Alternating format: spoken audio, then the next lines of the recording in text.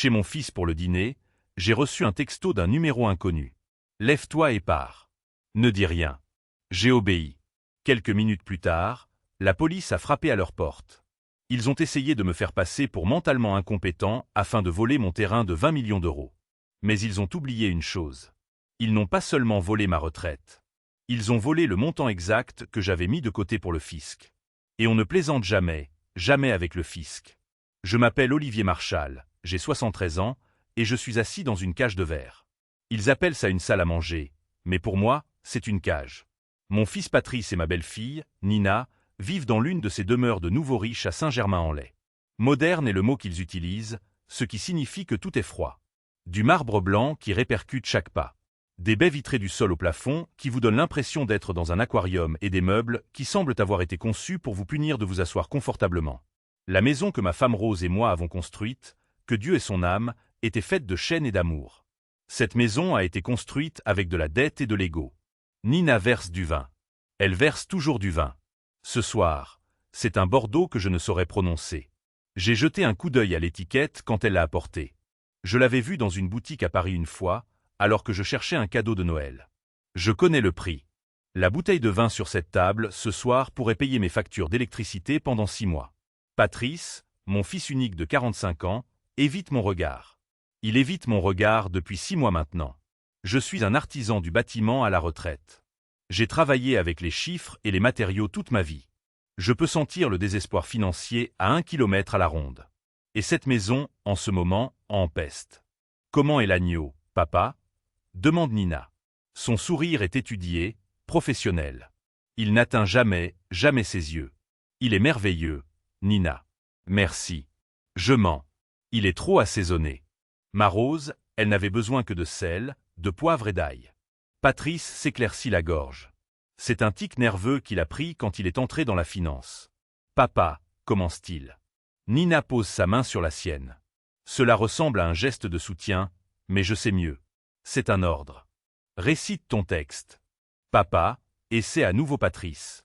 Nina et moi avons beaucoup réfléchi à l'avenir. Je pose ma fourchette. Ça y est. Le discours. Le puits est à sec et maintenant ils doivent puiser dans le vieil homme. Tu sais, intervient Nina, douce comme de la soie.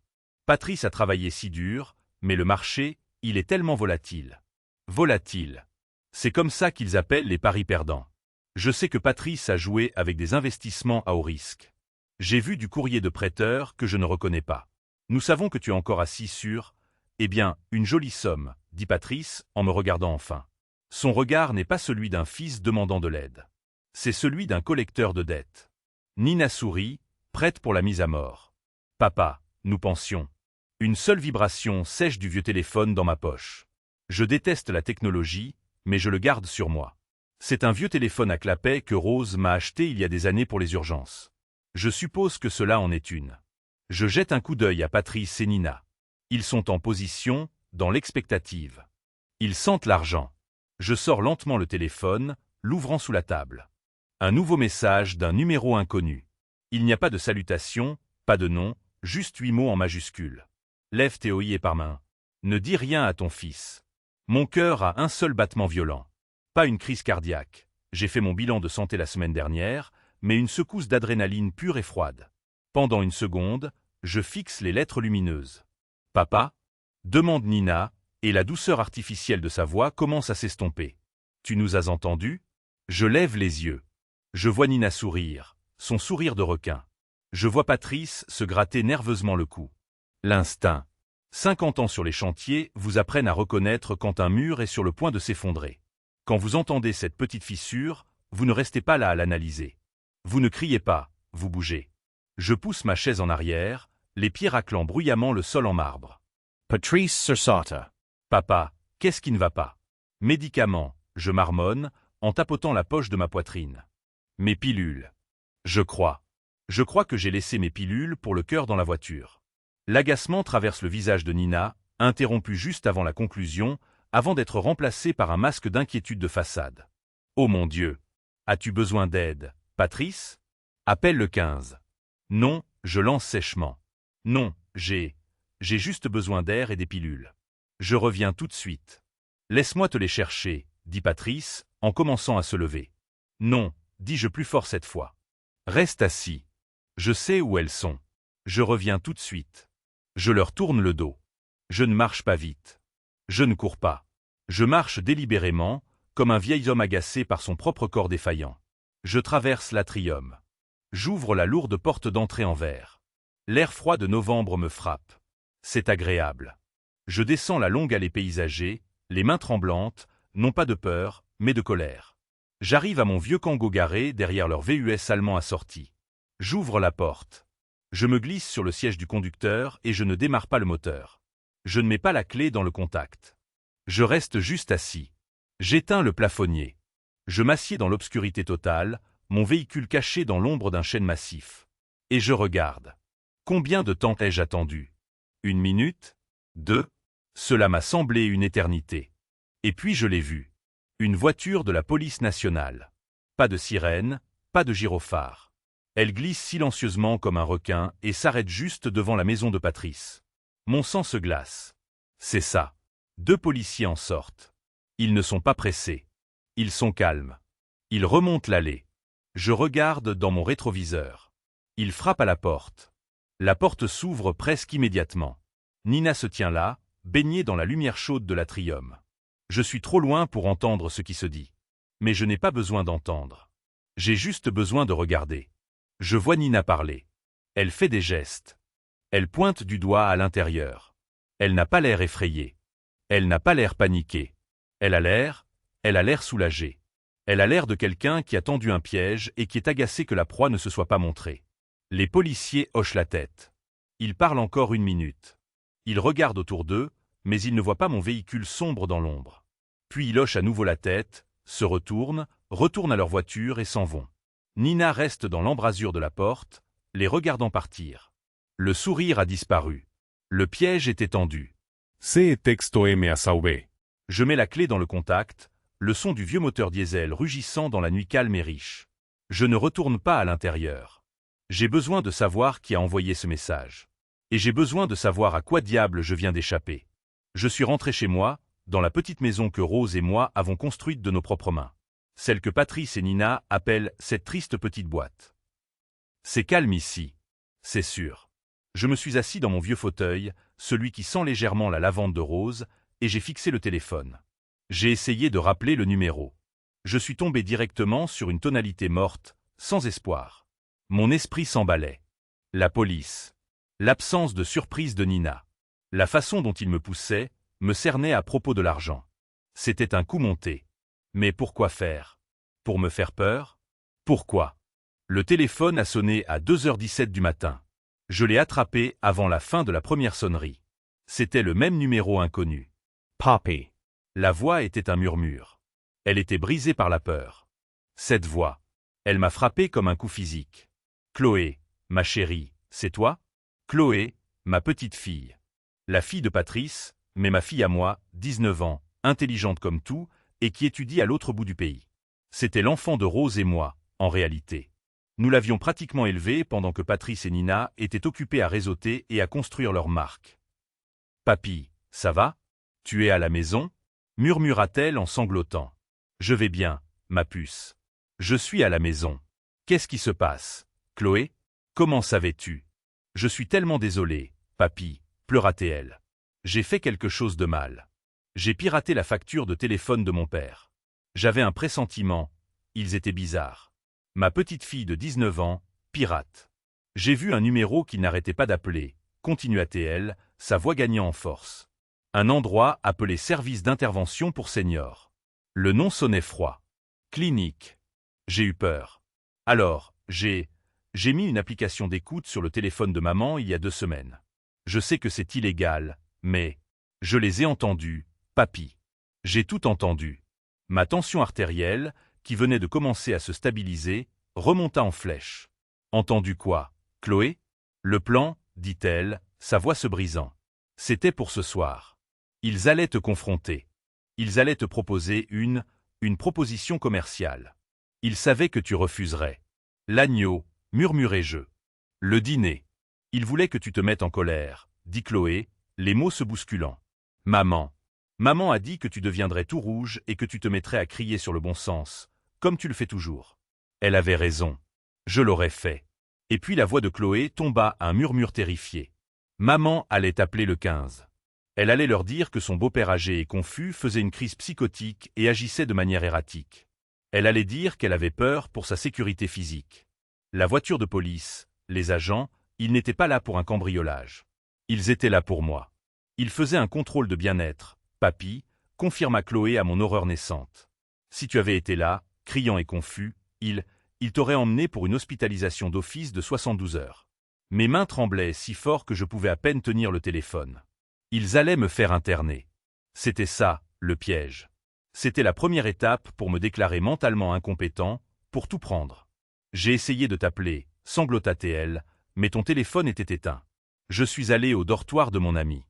J'ai utilisé son téléphone pour envoyer ce texto. Je ne savais pas si tu le recevrais. J'ai juste prié. Tu m'as sauvé, Chloé, dis-je, la voix rauque. Ma chérie, tu m'as sauvé la vie. Ce n'est pas seulement ça, papy, dit-elle.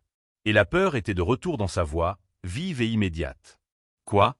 Quoi d'autre? C'est pour ça que j'ai piraté leur compte en premier lieu. Mon paiement de frais de scolarité, il a été refusé. Qu'est-ce que tu veux dire, refusé?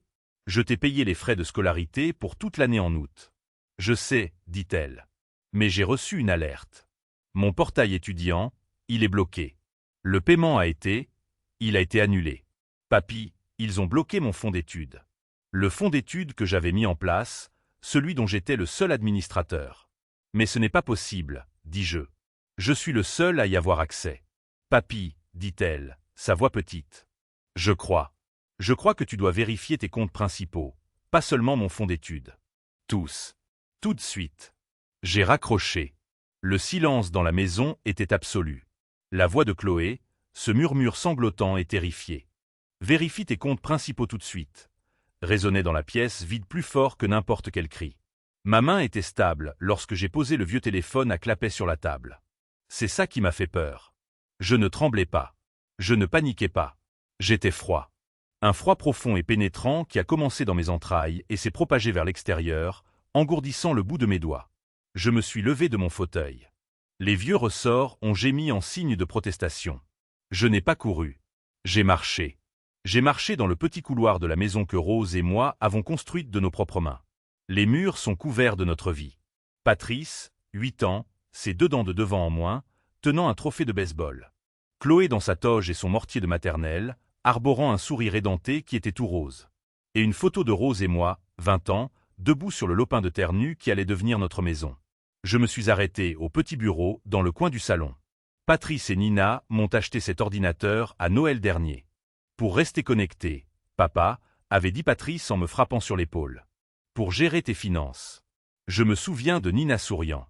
Tout est en ligne maintenant, papa. C'est tellement plus facile. J'ai regardé la machine. Je déteste cette foutue chose. Mais j'ai appris à m'en servir. J'ai appris à m'en servir pour payer mes factures, pour consulter la météo et pour gérer mon pécule. Le pécule. 50 ans. 50 ans à se lever avant le soleil. 50 ans à manier un marteau dans l'humidité d'août et à creuser des fondations dans le gel de janvier. 50 ans de travail éreintant, de mains calleuses, de sacrifices de vacances pour que nous puissions mettre quelque chose de côté. Rose et moi, nous n'étions pas flamboyants. Nous ne faisions pas les voyages à Courchevel dont Nina est obsédée. Nous ne conduisions pas les voitures allemandes que Patrice loue. Nous économisions. Nous avons construit une vie et nous avons construit un fonds. 800 000 €. Ce n'était pas seulement de l'argent. C'était la sécurité. C'était une promesse à Rose que je ne serais jamais un fardeau. C'était le fonds pour l'éducation de Chloé. C'était la preuve, le résultat tangible d'une vie vécue avec honneur et travail acharné. Ma main était stable sur la souris. J'ai cliqué sur l'icône de mon navigateur web. J'ai cliqué sur le favori que Patrice avait si obligeamment configuré pour moi. Mon compte bancaire en ligne. La page de connexion s'est chargée. Nom d'utilisateur Marshall 73. Mes doigts ont bougé sur les touches. Mot de passe. Mon mot de passe était Rose 1975. L'année où nous avons acheté le terrain. L'année où notre vie a vraiment commencé. J'ai appuyé sur la touche Entrée. Le petit cercle bleu à l'écran a tourné et tourné. Chargement. Mon pouls était un tambour lent et lourd dans mes oreilles. J'ai réalisé que je ne respirais pas. J'ai forcé l'air à sortir de mes poumons. Ne sois pas idiot, Olivier, me suis-je murmuré. Chloé est une enfant. Elle a juste peur. Le truc des frais de scolarité est un bug. Une erreur de la banque. La page s'est chargée. Mon nom était en haut. Bienvenue, Olivier. Et en dessous, la valeur totale de mon portefeuille. J'ai fixé le nombre. Je ne comprenais pas. La virgule devait être au mauvais endroit. Ce devait être un bug, une erreur du site web. C'était une erreur. J'ai cligné des yeux. Je me suis penché plus près de l'écran, la lumière blanche et vive piquant mes vieux yeux. Le nombre n'a pas changé. 12, 30 euro. Je n'ai pas crié. Je n'ai pas pleuré. Je n'ai pas frappé le mur. Je suis juste resté assis là. J'ai fixé l'écran, un étrange silence commençant à tinter dans mes oreilles. 800 000 euros. Disparis. Mon esprit d'entrepreneur a pris le dessus. La partie de moi qui ne panique pas mais qui analyse les dégâts. Les faits d'abord. Les émotions plus tard. J'ai cliqué sur l'onglet Activité et c'était là. L'histoire du travail de ma vie. En train d'être démantelée. Ce n'était pas une seule transaction. C'était une exécution systématique et brutale. Un retrait. 50,000 euros. Il y a 10 mois. Un autre de 25 000 euros. Il y a 9 mois. 10 000 euros. 40,000 euros. 100 000 euros. Page après page. Un drainage régulier et impitoyable, tous marqués comme transfert autorisé. Tous transférés vers une seule société holding dont je n'avais jamais entendu parler. PNN Venture. PNN. Patrice et Nina. Les dates. J'ai regardé le premier retrait. Il y a 10 mois, le lendemain de mon opération de la hanche, le jour où Nina est venue à l'hôpital.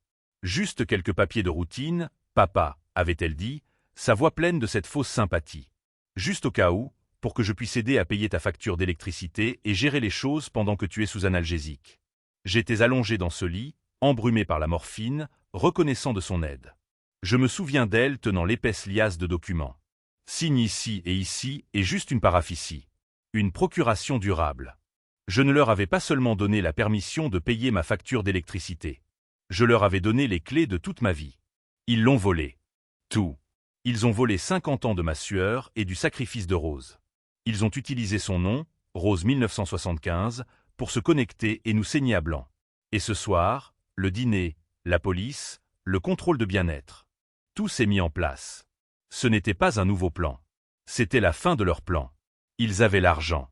Ils attendaient juste que je le découvre. Et ils avaient une réponse prête pour quand je le ferais. Ils allaient me faire déclarer incompétent. Ils allaient faire de moi le vieil homme fou. Quand je finirais par crier, ils ont volé mon argent. Le monde me tapoterait seulement sur la tête, glisserait un sédatif dans ma compote de pommes et dirait « Bien sûr qu'ils l'ont fait, Olivier. Maintenant, laissez le gentil docteur vous aider. » Il m'avait laissé 12 euros. 12, 30 euro. Une insulte, un oubli, ou juste les miettes qu'il n'avait pas pris la peine de racler. Peu importe. La froideur dans mes entrailles s'est solidifiée. Elle est passée de la glace à l'acier. Ils pensaient m'avoir laissé sans rien. Ils avaient tort. Ils m'ont laissé 12 euros et ils m'ont laissé un but. Ils avaient commencé une guerre. Et moi, je suis un homme qui sait comment construire et je sais comment démolir les choses en commençant par les fondations. Je n'ai pas dormi. On ne dort pas quand le travail de sa vie s'est volatilisé. On ne dort pas quand on réalise que les personnes qu'on a nourries, logées et aimées viennent d'exécuter un plan pour vous détruire. À 8 heures précises, j'ai franchi les portes vitrées de l'agence bancaire locale, la même banque que j'utilisais depuis 40 ans. Le hall était calme, juste le bourdonnement des lumières et le clic du clavier d'un caissier. Je n'étais pas en colère, plus maintenant. Cela s'était consumé vers 4 heures du matin, laissant derrière quelque chose de beaucoup plus froid, de beaucoup plus dur. J'étais un entrepreneur sur le site d'un bâtiment qui s'était effondré pendant la nuit. J'étais là pour évaluer les dégâts et découvrir quelle poutre de soutien avait cédé. Un jeune homme en costume légèrement trop serré pour lui est sorti précipitamment de son bureau. « Monsieur Marshall, Christophe, dit-il en tendant une main moite. Vous avez appelé. Christophe. Je l'avais déjà vu. C'était le nouveau directeur d'agence. Il avait l'air nerveux. Il avait de quoi. Je suis ici pour signaler un vol, dis-je, la voix plate. Je ne me suis pas assis. 800 000 euros de mon assurance vie. Christophe déglutit. Monsieur Marshall, s'il vous plaît, entrez dans mon bureau. Examinons les comptes. Il m'a conduit dans une petite pièce vitrée. Il s'est assis. Je suis resté debout. Je les ai déjà examinés, dis-je. PNN Venture, chaque centime. Je veux savoir comment vous avez laissé faire ça. Le visage de Christophe devint pâle. Masir Marshall. Yeah. Je vous assure que j'ai examiné cela dès que votre nom est apparu sur mon agenda du matin. Les transactions, elles sont toutes légales. Légales? Le mot semblait étranger. Légales? Les économies d'une vie d'un homme drainé par une société dont il n'a jamais entendu parler. C'est légal, ça, monsieur? Dit Christophe, sa voix baissant. Il avait peur.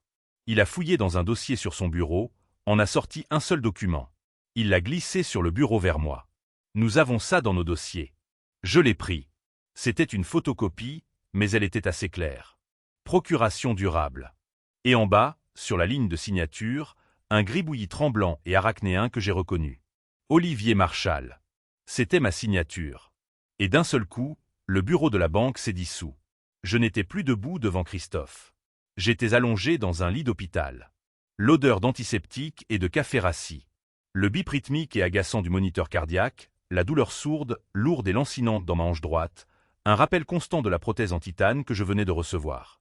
Il y a 10 mois, j'avais 72 ans, groggy et flottant sur un nuage chaud et confortable de morphine. La porte de ma chambre s'était ouverte. Nina. Oh, papa, avait-elle murmuré, sa voix débordant d'une sollicitude sirupeuse que, dans mon état drogué, j'avais pris pour de l'amour. Tu as l'air si fatigué. Comment va la douleur? Dans le brouillard, me souviens-je avoir marmonné. Mais ça va. Elle avait souri, tapotant mon bras valide, puis elle avait sorti une épaisse liasse de papier de son sac à main de créateur. Une liasse qui m'aurait rendu méfiant n'importe quel autre jour. Papa, je suis désolé de te déranger avec ça, avait-elle dit. Mais la banque, eh bien, tu sais comment ils sont. Juste un tas de formalités. Elle avait un stylo. Un de ces stylos qui ont l'air chers. Qu'est-ce que c'est? Avais-je demandé, mes yeux luttant pour faire le point. Oh, c'est juste, c'est un formulaire au cas où, avait-elle dit, balayant les mots. C'est juste pour que je puisse t'aider, tu sais, pour m'assurer que ta facture d'électricité est payée, tes impôts fonciers. On ne voudrait pas que tu aies des pénalités de retard juste parce que tu es ici en convalescence, n'est-ce pas? Non, avais-je dit, c'est bien. Merci, Nina. Bien sûr, avait-elle roucoulé. Elle avait déployé les papiers. C'est beaucoup de charabia, pour la plupart. Signe juste ici et parafla. Je me souviens que ma main tremblait. Le stylo semblait lourd. Oh, tu es tout tremblant. Elle avait ri, un son léger et cristallin. Tiens, laisse-moi t'aider. Elle avait guidé ma main. Ma signature ce jour-là était à peine un gribouillis. Et ici, et un dernier. Ici. Quoi? Qu'est-ce que c'est celui-là? Avais-je demandé, en pointant la page du dessus. Je suis sûr d'avoir vu les mots « procuration ». Oh, ça, c'est juste le formulaire principal, avait-elle dit, sans perdre le rythme. Ça me donne la permission de parler à la compagnie d'électricité en ton nom. Ils ne veulent même pas me parler sinon. C'est juste pour les urgences, papa. Juste le temps que tu te remettes sur pied. J'avais signé. J'avais signé. Et une vague de soulagement m'avait envahi. Soulagement de la paperasse et une profonde gratitude. Merci, Nina, avais-je marmonné, en m'enfonçant à nouveau dans l'oreiller. Tu es une bonne fille, de prendre soin de ce vieil homme. Toujours, papa, avait-elle dit, en rassemblant les papiers. Toujours. J'ai cligné des yeux. La chambre d'hôpital a disparu. J'étais de retour à la banque. Christophe me regardait, son expression un mélange de pitié et de prudence corporative. Je tenais le document, larmes. Elle m'a dit, dis-je, la voix basse. C'était pour payer ma facture d'électricité. Christophe baissa les yeux. Il n'avait pas de réponse. Une procuration durable, dis-je, lisant les mots que j'avais été trop drogué pour comprendre. Cela ne lui donnait pas seulement la permission de parler à la compagnie d'électricité. Cela lui donnait le pouvoir d'être moi, d'agir comme moi, de vendre, d'acheter, de liquider, de voler. Légalement. J'ai soigneusement plié le document et l'ai mis dans la poche de mon manteau. Je vois, dis-je. Monsieur Marshall, commença Christophe. Si vous pensez que vous étiez frappé d'incapacité lorsque vous avez signé, vous pouvez déposer une plainte auprès d'eux. Non, dis-je en le coupant. Vous avez été très utile, Christophe. Je me suis retourné et je suis sorti de son bureau. J'ai dépassé les caissiers, le paillasson de bienvenue, et je suis sorti dans l'air froid du matin. Je l'avais enfin. La dernière pièce du puzzle.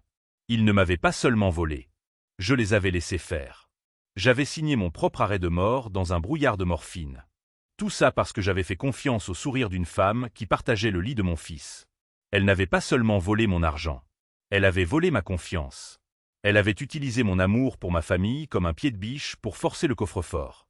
Et maintenant il fallait leur montrer ce qu'un homme, un vrai homme, fait quand ses fondations sont attaquées. On ne se contente pas de boucher le trou. On reconstruct. Et on s'assure que ceux qui ont essayé de vous démolir ne soient plus jamais en position de tenir un marteau. Je ne suis pas rentré chez moi. Je ne pouvais pas. La petite maison que Rose et moi avions construite était un lieu de paix, de mémoire. Ce n'était pas un jour pour la paix. C'était un jour pour la guerre. Mes mains étaient solides sur le volant de mon vieux Kangoo. La froideur qui avait commencé à la banque s'était installée en un point dur et dense au centre de ma poitrine. J'ai dépassé les nouvelles tours brillantes de verre et d'acier, où des gens comme Patrice et Nina gagnaient leur argent fantôme. Je me suis rendu dans un vieil immeuble en briques d'une rue secondaire, du genre avec des radiateurs qui sifflent et des fenêtres qui s'ouvrent vraiment. La feuille d'or délavée sur la fenêtre du 2e étage indiquait « Joseph Rousseau, avocat ». Rousseau n'est pas le genre d'avocat que Patrice engagerait un jour. Il n'a pas de vue. Son bureau n'a pas de réceptionniste offrant de l'eau pétillante. Il a une secrétaire, Martine, qui est avec lui depuis 40 ans et qui a l'air de pouvoir briser un homme d'un seul regard déçu. Son bureau sent le vieux papier, le cuir usé et le café assez fort pour décaper la peinture. Rousseau s'est occupé du testament quand Rose est décédée. C'est lui qui m'a regardé dans les yeux et m'a dit « Mets tes affaires en ordre maintenant, Olivier. La confiance, c'est bien, mais le papier, c'est mieux. » Je suppose que je n'ai pas assez écouté. Martine m'a vu entrer. Elle a dû voir l'expression sur mon visage. Elle ne m'a pas demandé si j'avais un rendez-vous. Elle a juste pris son téléphone, a dit « Il est là » et m'a fait entrer. Rousseau était debout, près de son immense bureau encombré. C'est un homme de mon âge, mais il dégage l'énergie d'un ours stressé. « Olivier » dit-il. Ce n'était pas une salutation. C'était une évaluation. « Tu as une sale gueule. Assieds-toi. » Je me suis assis sur la chaise en bois dur, qui était probablement plus vieille que moi. Et je lui ai raconté. Je lui ai tout raconté. Et je l'ai fait comme j'aurais construit une maison, les fondations d'abord. Je lui ai parlé du dîner, de l'agneau froid, de la façon dont Patrice ne voulait pas me regarder, du texto de Chloé. « Lève-toi et pars. » Je lui ai parlé de la voiture de police glissant jusqu'au trottoir comme un requin. Je lui ai parlé du visage de Nina, pas de peur, mais de déception. Je lui ai parlé de l'appel de Chloé à 2 heures du matin, du piège du contrôle de bien-être, des services d'intervention pour seniors, du plan pour me faire déclarer incompétent. Je lui ai parlé des frais de scolarité, des 12 € et 30 centimes d'euros sur mon assurance vie, des 50 ans de travail qui s'étaient évanouis. Et puis j'ai terminé. J'ai fouillé dans la poche de mon manteau. J'ai sorti la copie pliée du document de la banque. Je l'ai posée sur son bureau, juste au-dessus d'une pile de problèmes d'autres personnes. Elle m'a dit, dis-je, ma voix, c'était pour payer ma facture d'électricité. À l'hôpital, quand j'étais sous morphine. Rousseau n'a pas dit « Je suis vraiment désolé ». Il n'a pas offert de condoléances. Il n'a pas touché le papier. Il m'a juste fixé pendant une longue minute silencieuse. Finalement, il a parlé. Sa voix était graveleuse. « Olivier, dit-il, tu ne leur as pas juste donné une clé de la maison. Tu leur as donné les clés de tout le putain de royaume. » Il a pris le document. Il a lu chaque ligne, ses yeux le scrutant avec une concentration prédatrice. Une procuration durable. Durable. C'est le mot qui tue, Olivier. Ça veut dire qu'elle est toujours valide même si tu deviens incapable. C'est la plus forte qui soit. Il l'a rejetée sur le bureau. Pour la banque, chaque transaction était légitime. Pour la loi, chaque euro qu'ils ont pris, c'est toi qui l'as pris. Ce bout de papier dit que tu es Patrice et Nina. Ils n'ont fait que suivre tes ordres. Le mot « légal » m'a frappé plus durement que le vol lui-même. Alors c'est tout ? Demandai-je. Le point froid dans ma poitrine commençait à ressembler à un trou noir. Ils gagnent, tout simplement. Ils volent 50 ans de ma vie, ils s'en tirent, et je suis juste le vieil homme fou avec 12 €. Non, dit Rousseau, et sa voix changea. Elle devint vive. Ils ne gagnent pas. Ils gagnent la première bataille. Peut-être qu'ils gagnent la bataille pour l'assurance vie. Mais ça, c'est une guerre, Olivier. Et on ne mène pas une guerre en se plaignant. On la mène avec de meilleurs renseignements. Il se pencha en avant, les yeux brillants. Ils ont légalement déplacé l'argent. C'est un fait. Mais ce n'était pas un vol à l'arraché. Ce n'était pas un jeune toxicomane qui vole le portefeuille de son père. C'était un plan. C'était organisé. Alors, on va trouver le plan. Il a attrapé son téléphone. Ce n'est pas un avocat du genre, on vous rappellera. C'est un avocat du genre, on le fait maintenant. Il a appuyé sur un numéro de sa numérotation abrégée. Janet. Aboya-t-il dans le récepteur. C'est Rousseau. Trouvez-moi cet expert comptable judiciaire. Celui du divorce Henderson. Celui qui a trouvé l'île aux Caïmans. Oui, lui. Dites-lui que c'est un code rouge. J'ai besoin d'une piste. Je lui envoie un relevé bancaire. J'ai besoin de tout savoir sur PNN Venture. P comme Patrice. N comme Nina. Oui, je suis sérieux. Trouvez-le maintenant. Il a raccroché violemment. Maintenant, on attend. Martine, cria-t-il. Apportez-nous du café. Beaucoup. L'attente a duré 2 heures. 2 heures. C'est long quand votre vie est en suspens. J'ai bu 3 tasses du café brûlé de Rousseau et j'ai fixé un diplôme de droit encadré de 1978. J'ai compté les secondes dans ma tête. La ligne privée de Rousseau. Un autre téléphone a sonné. C'était une sonnerie aiguë et démodée.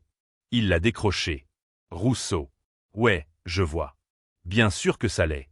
Delaware et le reste blanchi. Compris. Envoie-moi le dossier. Il a raccroché.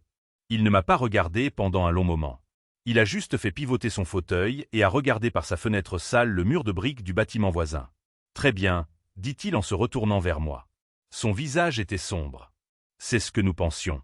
L'argent a disparu. Il a été transféré de votre compte vers un compte d'entreprise pour PNN Venture. De là, il a été dispersé, blanchi à travers une douzaine d'autres comptes. La plupart est probablement offshore maintenant. C'est propre. C'est parti, Olivier. J'ai senti le dernier souffle d'air quitter mes poumons. Mais, dit Rousseau, en levant un doigt épais. Voici la partie que je ne comprends pas. Voici la pièce qui ne colle pas. Il a tapoté les notes qu'il avait griffonnées. Ils ne l'ont pas seulement vidé. Ils ont pris un montant très spécifique. 800 000 euros. Exactement. Ils ont laissé les 12 balles. Il m'a regardé droit dans les yeux. La chasse était lancée. Ce n'était pas juste pour payer des dettes de jeu, Olivier. C'est trop précis. C'est un nombre avec un but. La question est, pourquoi diable ont-ils besoin de 800 000 euros en liquide propre? Tout d'un coup, j'étais toujours dans mon véhicule, garé dans l'allée de ma propre maison. Je n'étais pas encore entré. Je fixais le volant, rejouant les mots de Rousseau dans ma tête. Parti, Olivier. Blanchi. 800 000 euros. Le téléphone dans ma poche a vibré, cliquetant contre le tissu usé de mon jean. J'ai regardé l'écran. Patrice. Bien sûr. Ils avaient échoué à me faire interner. Ils avaient échoué à me tendre une embuscade.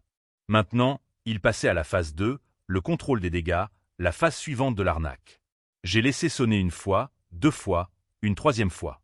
Je devais me remettre les idées en place. Je ne pouvais pas être l'Olivier qui venait de quitter le bureau de Rousseau, l'homme armé d'avocats et d'experts comptables judiciaires. Je devais être l'Olivier qu'ils attendaient. Le vieil homme confus, le cœur brisé, fragile, qu'ils avaient essayé de piéger la nuit dernière. J'ai pris une profonde inspiration, l'ai expiré lentement. J'ai décroché à la 4e sonnerie. Je n'ai rien dit. Papa. Papa. Oh mon Dieu. Où es-tu? Sa voix était aiguë, paniquée. Ce n'était pas le ton lisse et calculateur de Nina. C'était la voix de mon fils Patrice, un homme faible qui était dépassé.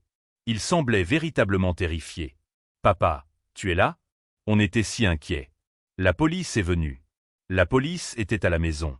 J'ai éloigné le téléphone de mon oreille pendant 1 seconde. Je devais trouver le bon ton. Je devais avoir l'air de l'homme dont les pilules étaient dans la voiture. Patrice, dis-je, la voix rauque. Je l'ai intentionnellement fait craquer. Quoi? Pourquoi tous ces cris? Je suis à la maison. À la maison? A-t-il presque crié. Papa, où es-tu allé? Tu es juste parti. En plein milieu du dîner. Nina était morte d'inquiétude. Elle pensait que tu faisais une crise cardiaque ou quelque chose comme ça.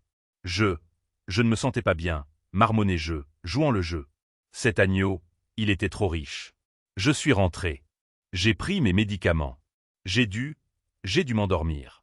J'ai laissé le mensonge en suspens, une excuse parfaitement plausible de la part d'un homme de 73 ans. Quoi? Qu'est-ce que c'est que cette histoire de police, mon fils? Silence. Un temps d'hésitation pure et simple. C'était un terrible menteur. Il l'avait toujours été. Il paniquait, cherchant la prochaine ligne du script. Mais il avait perdu sa place. Il s'attendait à ce que je sois là, confus et en colère, à l'arrivée de la police. Il n'était pas préparé à ça. La police? Eh bien, j'ai entendu un son étouffé, un brouhaha, puis un murmure sec. « Donne-moi le téléphone, idiot. » Et d'un seul coup, l'amateur était sorti. La professionnelle était entrée. Le son du téléphone changeant de main. Et puis la performance a commencé. Olivier, c'était Nina. Sa voix était chargée d'émotion, comme si elle parlait à travers des larmes. C'était un chef-d'œuvre de contrôle vocal. Oh. Oh, Olivier, Dieu merci. Dieu merci, tu es à la maison. Nous étions terrifiés. Un sanglot parfaitement synchronisé, parfaitement accordé, conçu pour briser les défenses d'un vieil homme en deuil. Si je n'avais pas vu son visage froid et soulagé dans l'embrasure de la porte la nuit dernière, j'aurais peut-être même cru. Si je n'avais pas su pour PNN Venture, j'aurais peut-être eu pitié. Nina, dis-je, jouant mon rôle. Qu'est-ce qui ne va pas? Pourquoi pleures-tu? Qu'est-ce qui se passe? Oh, papa, reniflait-elle, et je pouvais pratiquement l'entendre tamponner un mouchoir sûr. Ses yeux secs. Nous étions justes. Nous avions si peur. Quand tu es parti, tu avais l'air si pâle. Et puis, pas 10 minutes plus tard, la police à la porte. Nous pensions que quelque chose de terrible t'était arrivé. Nous pensions, oh, mon Dieu. Nous ne savions pas quoi penser. Mentus. Les mots se sont formés dans ma tête, froids et tranchants. Tu savais exactement quoi penser. C'est toi qui les as appelés. Tu étais juste en colère. Ton piège était vide. Mais je n'ai rien dit. J'ai juste fait un petit son confus. La police, mais pourquoi? Nous ne savons pas. Elle a de nouveau menti, sans faille. Ils ont dit avoir reçu un appel anonyme concernant un homme âgé perturbé à notre adresse. Tu imagines? Quelqu'un doit faire une horrible blague.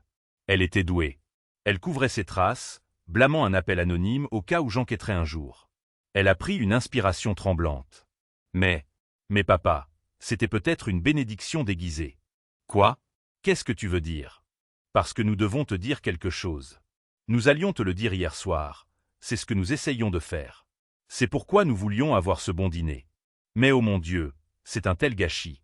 Je suis resté silencieux. Je l'ai laissé tisser sa toile. Je l'ai laissé se pendre avec ses propres mensonges.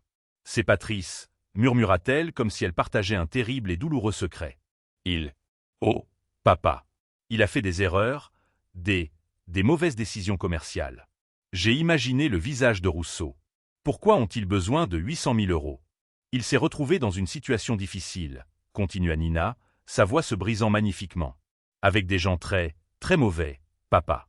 Des gens qui ne se soucient pas de la loi. Ils nous menaçaient. Ils menaçaient notre maison. Ils menaçaient. Sa voix se cassa, menaçait Chloé. Ah, et voilà le coup de maître. Le dernier tour de vis. Utilisez ma petite fille. Utilisez la seule personne de cette famille que j'aime vraiment comme bouclier humain pour leur propre cupidité. La froideur dans ma poitrine s'est enflammée en un point de rage blanche et brûlante. Mais je l'ai contenu. Je l'ai avalé. J'ai laissé le vieil homme confus garder le contrôle de ma voix. Chloé, murmurai-je. Ils ont menacé Chloé. Nous ne savions pas quoi faire. Elle gémit, les larmes coulant librement maintenant, un torrent de larmes de crocodile. Nous nous noyions. Patrice il était anéanti. Il allait tout perdre. La maison, la famille, notre famille, papa. Alors, dit-elle, sa voix baissant comme si elle avait honte. J'ai dû faire quelque chose. Nous avons dû faire quelque chose. Nous n'avions pas le choix. Ça y est. Le grand mensonge. Celui qui est censé couvrir les 12 € et 30 centimes d'euros. Nous avons dû emprunter sur ton fonds de retraite. Emprunter. Le mot est resté en suspens. Pas voler, pas détourner, pas commettre une fraude de niveau criminel contre un vieil homme confiant qui était allongé dans un lit d'hôpital. Emprunter. Un mot propre, simple, aseptisé pour couvrir la saleté de ce qu'ils avaient fait. Nous savions que tu nous aiderais si tu comprenais, pleura-t-elle, les mots se bousculant. Mais nous avions tellement honte, nous ne pouvions pas supporter de te le dire. Nous avions juste besoin de régler le problème, de sauver la famille. C'était le seul moyen. Nous avons pris l'argent pour les rembourser, papa. Les méchants sont partis. Nous sommes en sécurité. Patrice est en sécurité. Chloé est en sécurité. Tout ça grâce à toi. J'ai attendu. J'ai laissé le silence s'étirer. Je l'ai laissé se demander si j'avais raccroché, si je m'étais effondré. J'avais besoin qu'elle comble le silence. Papa. Papa, tu es là? S'il te plaît, dis quelque chose. S'il te plaît, ne nous déteste pas. Tu as pris l'argent, dis-je, ma voix creuse comme si la vie en avait été drainée. Mon assurance vie. On te le remboursera, lâcha-t-elle bien trop vite. La promesse d'une menteuse désespérée. Chaque centime, papa, je le jure sur tout ce que nous avons, nous te le rembourserons. Elle avait presque dit. Elle avait presque juré sur la tombe de Rose. La rage que je contenais a failli se libérer. N'ose pas. C'est juste, dit-elle, sa voix soudain petite, fragile, l'hameçon se plantant après l'appât. Nous avons réglé le problème immédiat. Les méchants sont partis. Mais nous avons juste besoin d'une dernière chose. Une dernière faveur, papa. Et je jure que nous passerons le reste de nos vies à arranger ça pour toi. S'il te plaît. J'ai fermé les yeux. J'ai vu les 800 000 euros. J'ai vu le visage confus de Rousseau. C'était un nombre avec un but. Et j'ai finalement compris. Les 800 000 euros n'étaient pas le but. C'était juste la mise de départ. C'était juste la première partie de l'arnaque. Et maintenant, après tous les mensonges, toutes les larmes et tout le théâtre, voici la vraie raison de l'appel. Quoi? Dis-je, ma voix à peine un murmure. De quoi avez-vous besoin? Je suis resté silencieux. J'ai laissé ce dernier, de quoi avez-vous besoin? Désespéré flotter dans l'air entre nous. J'avais besoin qu'elle le dise. J'avais besoin d'entendre les mots. La voix de Nina, qui avait été un torrent de fausses larmes, est soudainement devenue très calme, très concentrée. L'actrice était partie. La négociatrice venait d'entrer en scène. Le terrain, papa, dit-elle, sa voix baissant à un murmure confidentiel et raisonnable.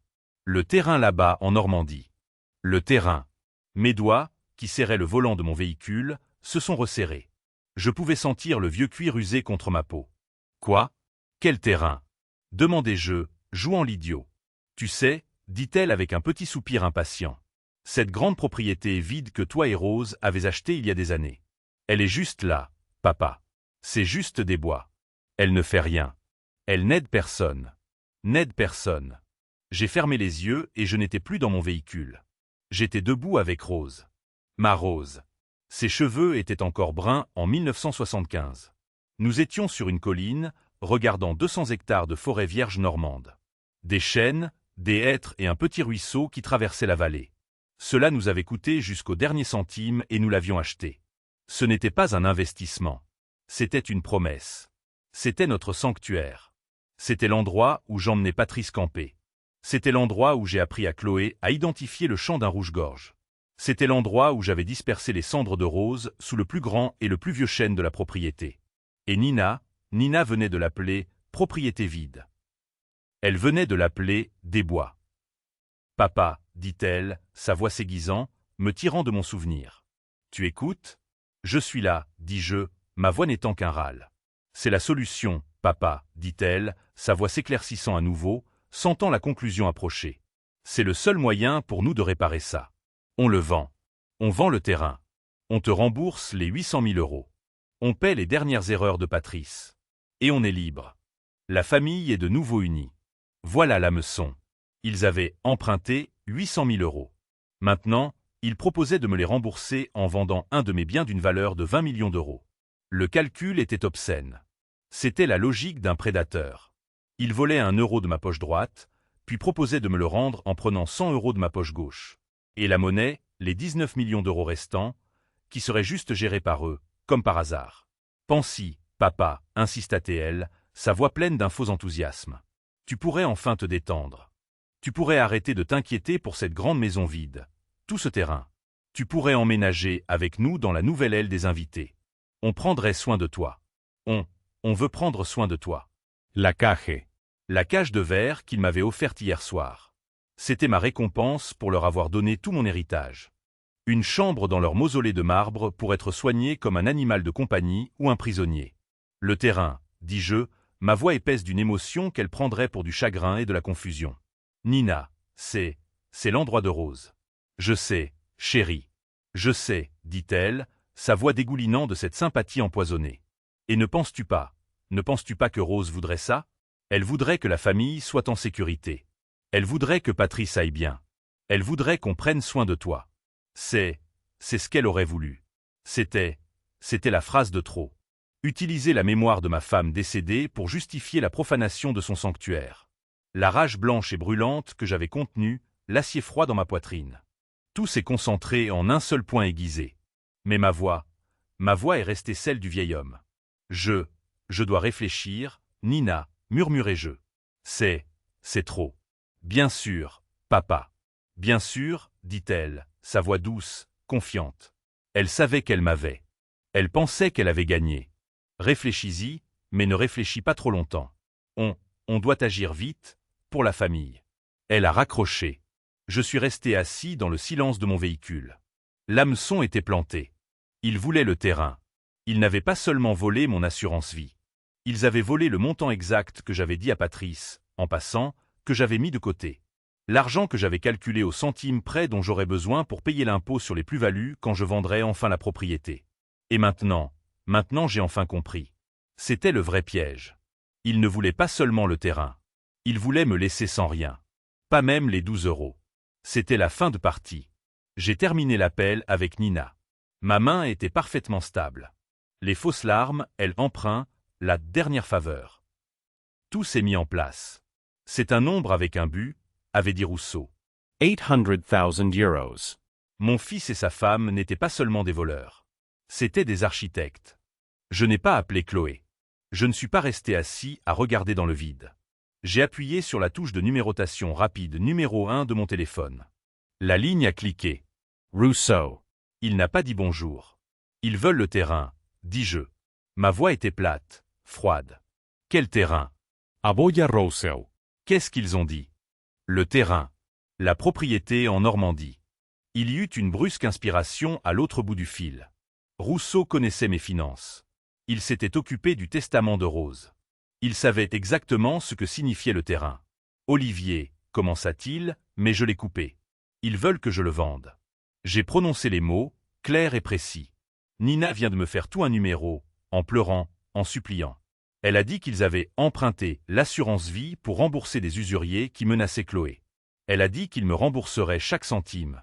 Tout ce que j'ai à faire, c'est vendre le terrain. Rousseau était silencieux, mais je savais ce qu'il faisait. C'était un homme qui pensait en tableur et en clause légale.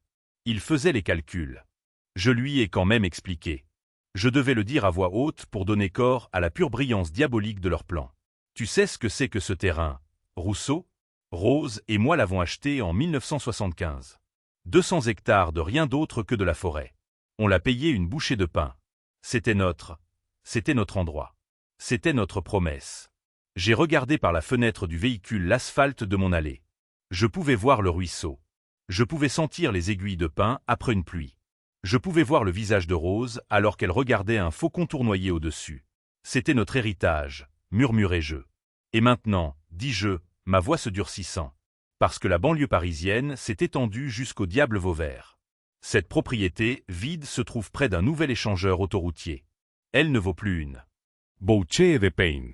Elle vaut 20 millions d'euros. Olivier n'ose pas. Comment ça, Rousseau? Ils le savent, dis-je. C'est ça, le truc. Ils le savent. Et puis j'ai posé la dernière pièce. La seule pièce que Rousseau ne pouvait pas connaître. La pièce qui rendait l'image entière et horrifiante complète. Rousseau, dis-je. Cet argent qu'ils ont volé, les 800 000 € de mon assurance vie. Il est parti, Olivier. Blanchy. Je sais, dis-je, mais ce n'était pas mon argent de retraite. Pas vraiment. Enfin, si, mais il avait une fonction. Quelle fonction? Il y a quelques mois, j'ai mentionné à Patrice. Stupide. J'ai mentionné que je pensais vendre le terrain, payer l'impôt, et donner le reste à une association de conservation de la nature au nom de Rose. Il m'a demandé comment ça marchait, combien d'impôts on paierait sur une vente aussi importante. J'ai fermé les yeux. La honte de ma propre confiance aveugle était comme un poids physique.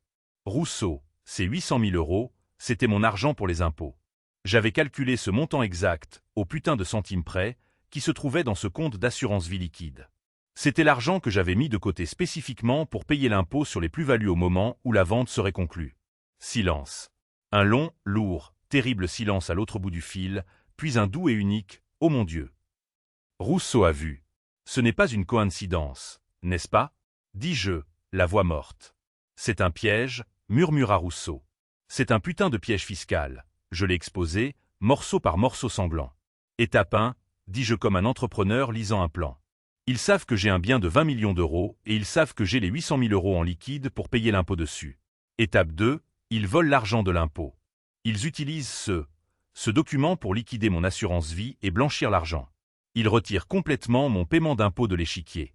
Étape 3, ils m'appellent. Ils pleurent. Ils me servent une histoire d'usurier et de sauvetage de la famille pour justifier l'emprunt. Ils me font peur. Ils me rendent émotif. Étape 4, ils me mettent la pression. Une dernière faveur. Papa. Vends le terrain. Vends-le maintenant. C'est le seul moyen de nous sauver. Le seul moyen de nous rembourser. Étape 5, dis-je, les mots ayant un goût de cendre. Je vends. Le chèque de 20 millions d'euros est encaissé. Je suis assis sur une montagne de fric. J'ai pris une inspiration. Et ensuite, Rousseau? Qu'est-ce qui se passe le lendemain? Le fisc. La voix de Rousseau était sombre. Le fisc voit une plus-value de 20 millions d'euros et il ne voit aucun paiement d'impôt. Ils veulent leur part et ils la veulent maintenant. Et je ne peux pas la payer, dis-je, parce que mon argent pour les impôts, mes 800 000, a disparu. Il est dans une banque au Delaware sous le nom de PNN Venture. Ils vont te bloquer, dit Rousseau, sa voix s'élevant. À la seconde où tu manqueras ce paiement, le fisc bloquera tout. Ils mettront un privilège sur les 20 millions. Ils bloqueront ta banque. Ils bloqueront ta maison. Ils bloqueront tes 12 euros et 30 centimes d'euros.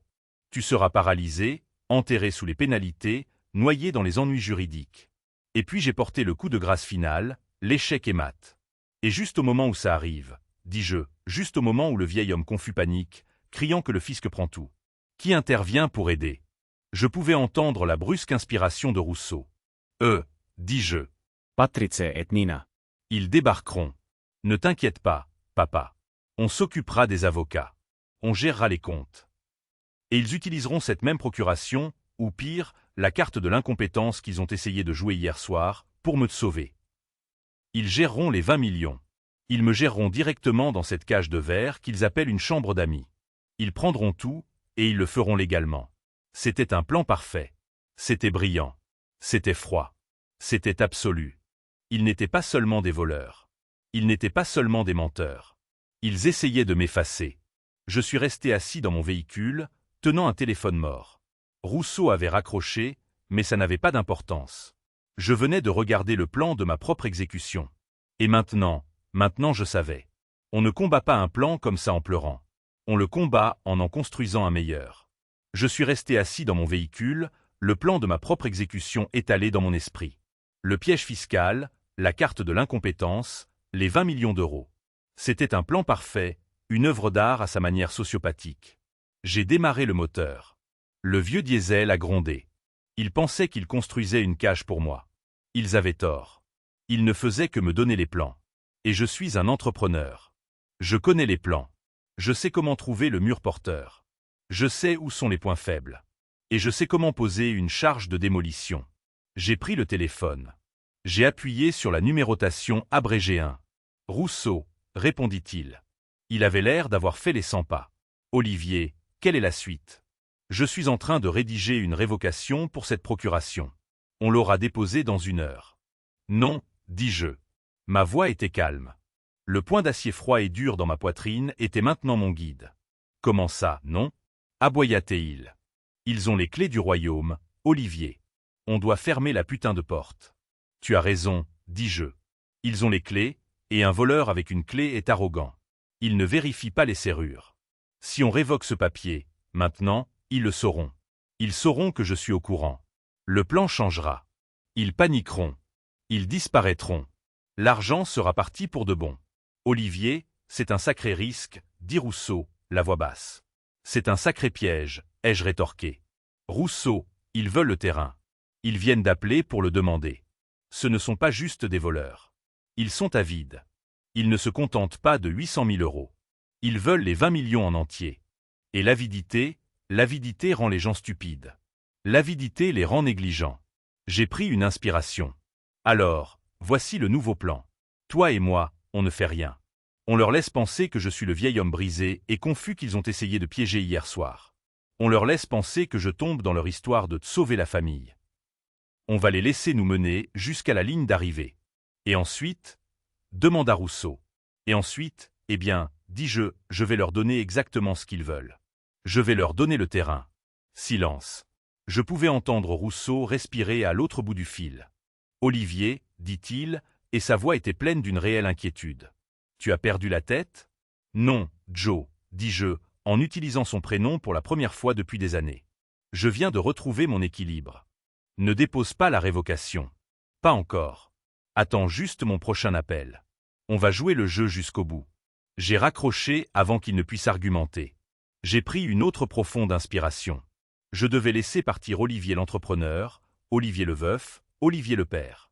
Je devais devenir le personnage qu'ils avaient écrit pour moi. Le vieil homme confus. Le fardeau. L'homme qui était trop vieux pour s'inquiéter. J'ai trouvé le numéro de Nina dans mon téléphone. J'ai appuyé sur le bouton d'appel. Ma main, qui avait été stable, je l'ai intentionnellement fait trembler. J'ai mis le téléphone à mon oreille, et quand j'ai parlé, j'ai laissé tout l'air sortir de ma voix. Je l'ai fait trembler. Ça a sonné 2 fois. Elle a décroché instantanément. Elle attendait. « Papa, dit-elle, la voix vive. Tout va bien? Tu y as réfléchi? » J'ai fait un bruit. Un petit bruit humide, un reniflement, un sanglot. « Papa. » Nina, murmurai-je et j'ai laissé ma voix se briser, remplie d'une vie de tristesse fabriquée. Nina, tu as raison. J'ai laissé ça en suspens. J'ai raison sur quoi, papa? Demanda-t-elle, la voix prudente, mais je pouvais entendre l'excitation en dessous. Le prédateur sentant que la proie venait d'abandonner. Tu as raison sur tout, murmurai-je, en y mettant toute la fausse fatigue de 73 ans. Je suis si fatigué, Nina. Je suis juste si fatigué. Je suis vieux. Je suis trop vieux pour tout ça, pour l'argent, pour les impôts, pour toutes ces batailles. J'ai fabriqué un autre sanglot. Rose. Rose s'occupait toujours de ces choses. Je ne peux tout simplement pas le faire seul. Je ne peux pas. Oh papa, dit-elle, et sa voix était maintenant une sympathie pure et non diluée. Mais ce n'était pas pour moi. C'était pour son avenir. Elle réconfortait son nouveau compte en banque. Tu es une bonne fille, Nina, murmurai-je, les mots ayant un goût de poison dans ma bouche. Tu essaies de sauver la famille, comme tu l'as dit. Tu essaies de sauver Patrice. Rose.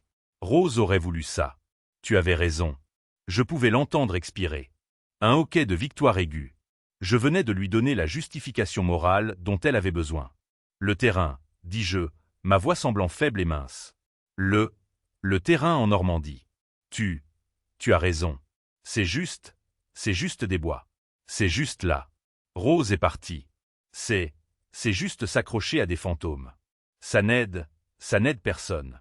Oh, papa, souffla-t-elle. Tu fais ce qu'il faut. La bonne chose pour tout le monde. Tu le vends, dis-je, une larme de pur jeu d'acteur roulant sur ma joue. Toi et Patrice, vous prenez le terrain. Vous faites ce que vous avez à faire. Vous réparez ça. Vous remboursez l'argent que vous avez emprunté et vous vous occupez simplement du reste. Vous le gérez. Je suis trop vieux. J'en ai fini. Le barrage a cédé. Oh, papa. Oui. Merci. Ce n'était pas un murmure. C'était un cri de joie. Le masque était tombé. La femme triomphante, avide, victorieuse était en pleine démonstration. Elle ne le cachait même plus. Merci. Merci, papa. Tu ne le regretteras pas. C'est le bon choix. Ça résout tout. Oh, mon Dieu. Patrice sera tellement soulagé. Je pouvais l'entendre à l'autre bout du fil, déjà en train de calculer sa part des 19 millions d'euros. Tu me dis juste quoi faire, dis-je, jouant la dernière carte de l'homme vaincu. Tu organises ça, Nina. Peu importe les papiers. Tu organises ça. Je signerai. Je veux juste que ce soit fini. Bien sûr, dit-elle, sa voix maintenant toute professionnelle, toute efficace. Les larmes avaient disparu. La directrice était là. Ne t'inquiète de rien. Je m'occupe de tout. En fait, je pouvais entendre le cliquetis d'un clavier d'ordinateur en arrière-plan. Elle travaillait déjà. En fait, dit-elle, j'ai déjà parlé à notre avocat, juste au cas où tu serais d'accord, juste pour voir quelles étaient nos options. Notre avocat? Pas mon avocat, le sien. Il est tout prêt pour nous, papa, dit-elle, sa voix un poison sucré. Il a préparé les papiers. Un simple transfert. Ça déplace juste Ça déplace juste le terrain dans une nouvelle fiducie, une que Patrice et moi pouvons gérer pour toi, pour faciliter la vente. C'est juste une formalité. D'accord, murmurai-je. Tout ce que tu diras, ma chérie. Est-ce que tu peux faire ça vendredi? Demanda-t-elle. Ce vendredi à 10 heures. Si vite. 3 jours. Ils n'étaient pas seulement avides. Ils étaient pressés. Son bureau est à la Défense, dit-elle. Je t'enverrai l'adresse par texto. 10 heures. Juste toi, papa. On n'a pas besoin de déranger qui que ce soit d'autre avec ça. On va juste garder ça en famille. Garder Rousseau en dehors de ça, c'est ce qu'elle voulait dire. J'ai pris une dernière inspiration tremblante et vaincue. D'accord, Nina, dis-je. Vendredi 10 heures. Tu nous sauves la vie, papa, dit-elle. Tu es le meilleur. Ouais, dis-je, et j'ai raccroché. Je suis resté assis dans mon véhicule pendant une bonne minute. La performance était terminée. L'acteur était parti. L'entrepreneur était de retour. Vendredi, dis-je au véhicule vide. 10 heures. J'ai démarré le moteur. J'avais du travail. J'avais 3 jours pour construire un piège. L'appel avec Nina s'est terminé. Je suis resté assis dans mon véhicule pendant une bonne minute, le moteur tournant. Vendredi, dis-je à la cabine vide. 10 heures. J'ai passé une vitesse et j'ai conduit. Je ne suis pas rentré chez moi. Je suis retourné directement à l'immeuble en briques. Directement chez Rousseau. Je suis passé devant Martine. Elle a juste hoché la tête comme si elle m'attendait. Je suis entré dans le bureau de Rousseau. Il était au téléphone, criant sur quelqu'un. Il a vu mon visage, a levé un doigt, puis a dit dans le téléphone. « Vous m'avez entendu? Faites-le. » Il a raccroché violemment. « Eh bien, aboya-t-il. On dirait que tu viens de voir un fantôme. Je viens d'en inviter un, dis-je. Je joue le rôle, Joe. Je suis le vieil homme confus et brisé.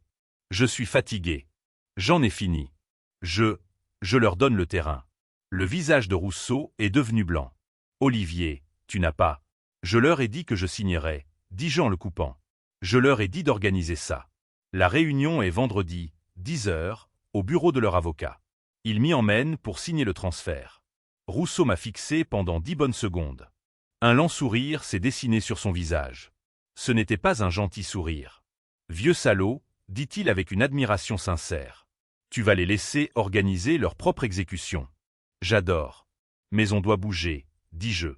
On a 3 jours. Mardi, mercredi, jeudi. C'est ça, dit Rousseau. Il était tout à fait professionnel. Il a attrapé un bloc-notes. Le plan? Quel est le plan? D'abord, dis-je, cette procuration. Tu as dit que tu la révoquais. Je vais faire déposer la révocation par un coursier au tribunal de grande instance tout de suite, dit Rousseau, en attrapant son téléphone. Non, dis-je, tu vas faire mieux. Tu vas rédiger la révocation de la procuration. Tu la signeras. Je la signerai. Martine la notariera. Et tu la dateras d'hier, lundi. Avant même que j'accepte cette réunion. Avant l'appel de Nina. Rousseau a haussé un sourcil. Antidaté un document, Olivier. Je ne te demande pas de le déposer. Je te demande de le préparer, les jeux corrigés. C'est notre carte maîtresse. On la garde. On ne la dépose pas. On l'ajuste. Légalement, c'est une révocation signée et notariée, datée d'avant leur réunion. Ça prouve mon intention. Mais le registre public reste propre. Ils ne vérifieront pas parce qu'ils sont arrogants. Mais s'ils le font, ils verront que la procuration est toujours active. Ils entreront dans cette réunion vendredi en se sentant en sécurité. Le sourire de Rousseau s'élargit. Tu es un homme retors, Olivier Marchal. J'aime ça. Il a appelé Martine. Prépare ton tampon. On a du travail. 10 minutes plus tard, la révocation était signée, tamponnée et datée de lundi. Rousseau a mis l'original dans le coffre de son bureau. La carte maîtresse, dit-il en tapotant la porte en acier. Quelle est la suite? Ensuite, dis-je, c'est le terrain.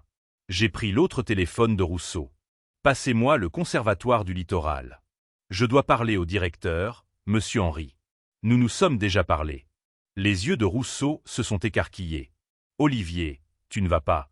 Ils veulent un piège fiscal, dis-je alors que la secrétaire de Rousseau me mettait en communication. On va le désamorcer. On va retirer la balle du pistolet. La ligne a cliqué. Monsieur Henry, s'il vous plaît. C'est Olivier Marchal. Il y eut une pause. Olivier, Heureux de vous entendre. Comment allez-vous? J'ai connu des jours meilleurs, directeur, dis-je. Je vous appelle au sujet de notre conversation de l'année dernière, à propos de la propriété en Normandie, les 200 hectares. Oui, bien sûr, dit Henri, sa voix devenant plus formelle. Un magnifique lopin de terre. Comme je l'ai dit, si jamais vous envisagiez de... J'envisage, dis-je. Je vous le donne. Silence. Un silence complet. Olivier, dit Henri, la voix prudente. Je crois que j'ai mal entendu. Un don de cette taille. La totalité, dis-je. Les 200 hectares en entier. Je les donne au Conservatoire du Littoral. Pas d'argent, pas d'échange. Un don caritatif complet. Mon Dieu, souffla Henri. Olivier, c'est un cadeau de 20 millions d'euros. C'est le plus grand don de l'histoire du système des parcs français. J'ai 2 conditions, dis-je, ma voix de fer. Oui, n'importe quoi, dit Henri. Premièrement, je veux qu'il porte un nom. La réserve mémorielle Rose Marshall. Fait, dit Henri, la voix chargée d'émotion. Ce serait un honneur. Deuxièmement, dis-je, et c'est la partie difficile. Ça doit être fait, pas discuté, pas en commission. Je veux dire, signé, scellé, livré et déposé au service de la publicité foncière avant 17 h ce jeudi. Le silence était de retour, mais cette fois, il était tendu. Olivier, dit Henri, c'est impossible. Un transfert de terrain de cette ampleur. Le service juridique de l'État, les recherches de titres, les examens environnementaux. Ça prend des mois, parfois des années.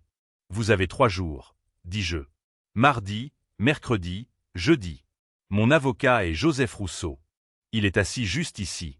Il a l'acte de propriété original de 1975. Il a les relevés de géomètre. Nous donnerons à votre équipe tout ce dont vous avez besoin. Vous voulez ce terrain, vous le faites avant jeudi. Sinon, l'affaire est annulée. Je bluffais, mais il ne le savait pas.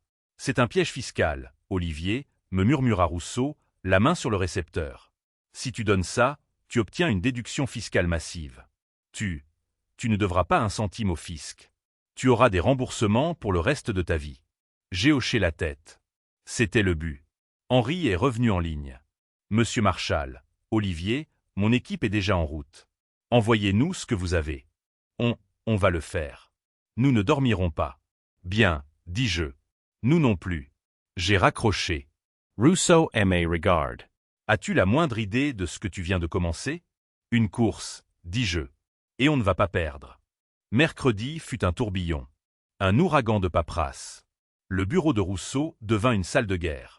Il fit appel à 2 autres avocats de son cabinet, des spécialistes de l'aménagement du territoire, qui semblaient n'avoir pas vu la lumière du jour depuis une décennie.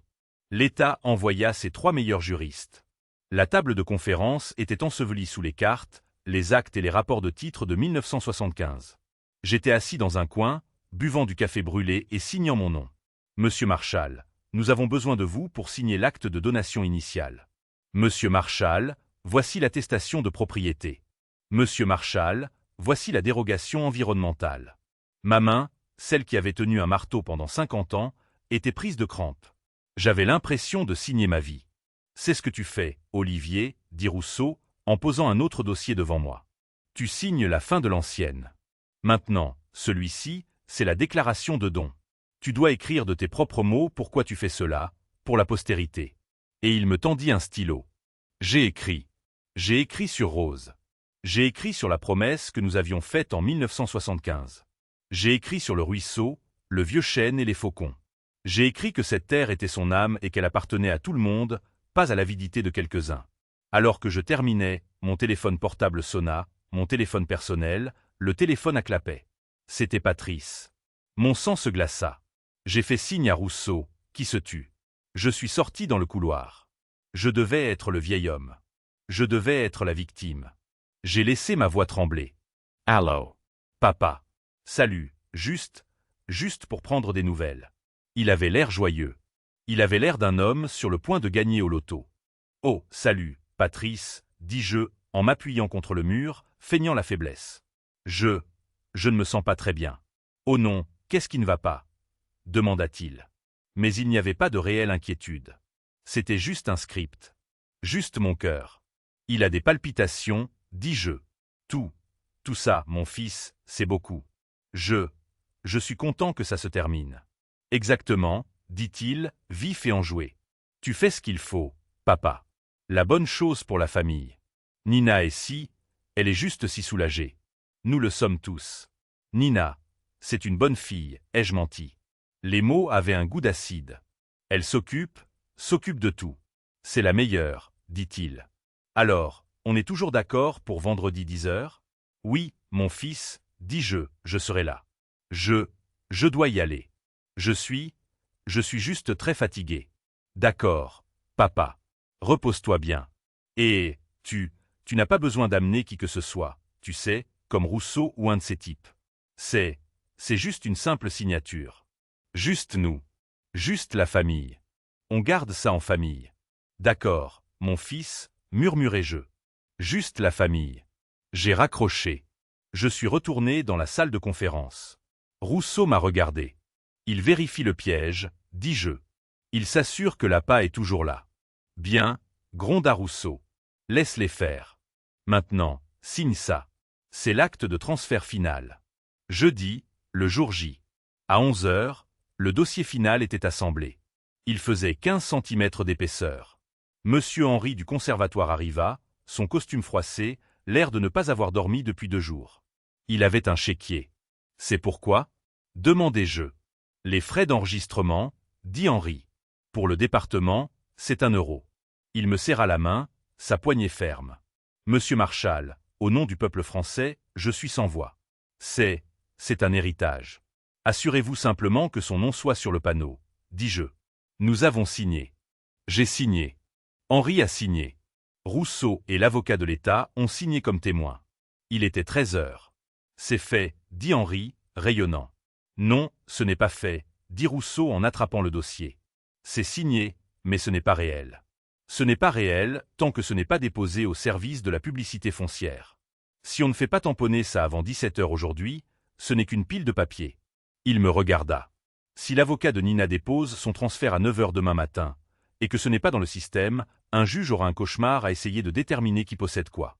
Nous devons être les premiers. Nous devons être officiels.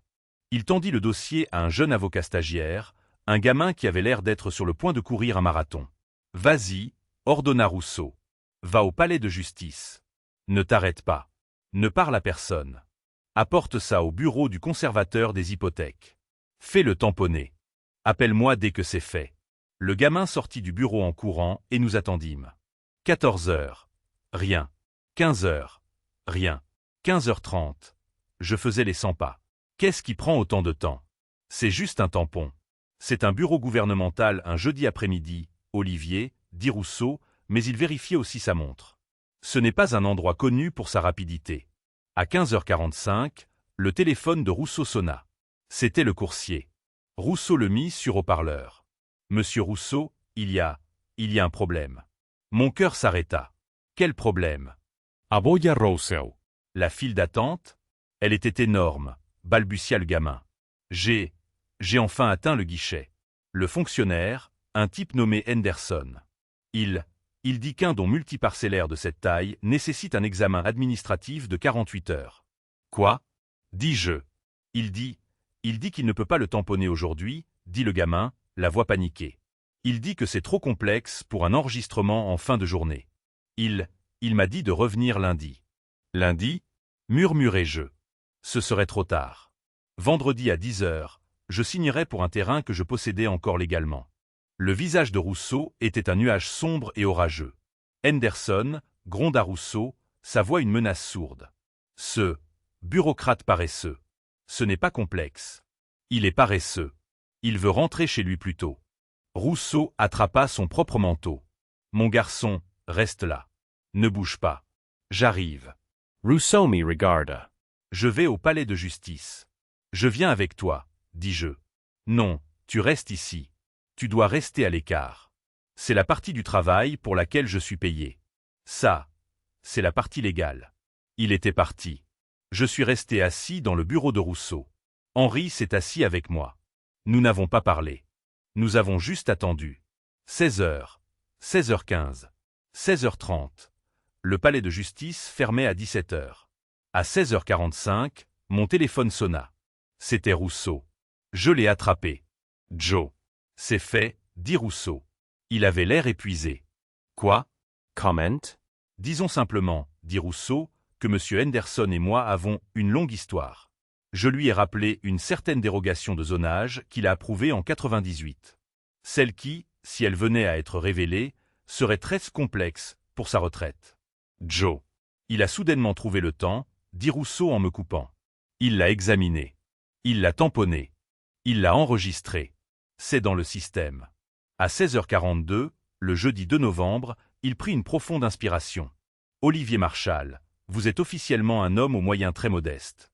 Vous possédez votre maison, votre véhicule et 12,30 €. Vous ne possédez plus qu'un seul centimètre carré de terrain en Normandie. Je me suis assis. Une vague de quelque chose m'a presque submergé. Pas la victoire, pas la tristesse, le soulagement. C'était fait. Merci, Joe, murmurai-je. Ne me remercie pas encore, dit Rousseau.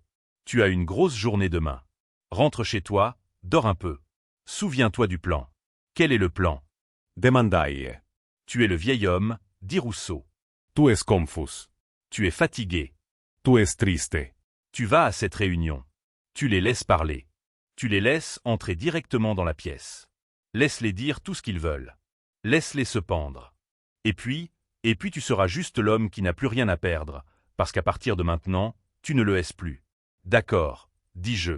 Vendredi, 10h. J'ai raccroché. Le piège était construit. L'appât avait disparu. Maintenant, tout ce que j'avais à faire était d'attendre que les rats se montrent. Le terrain était parti.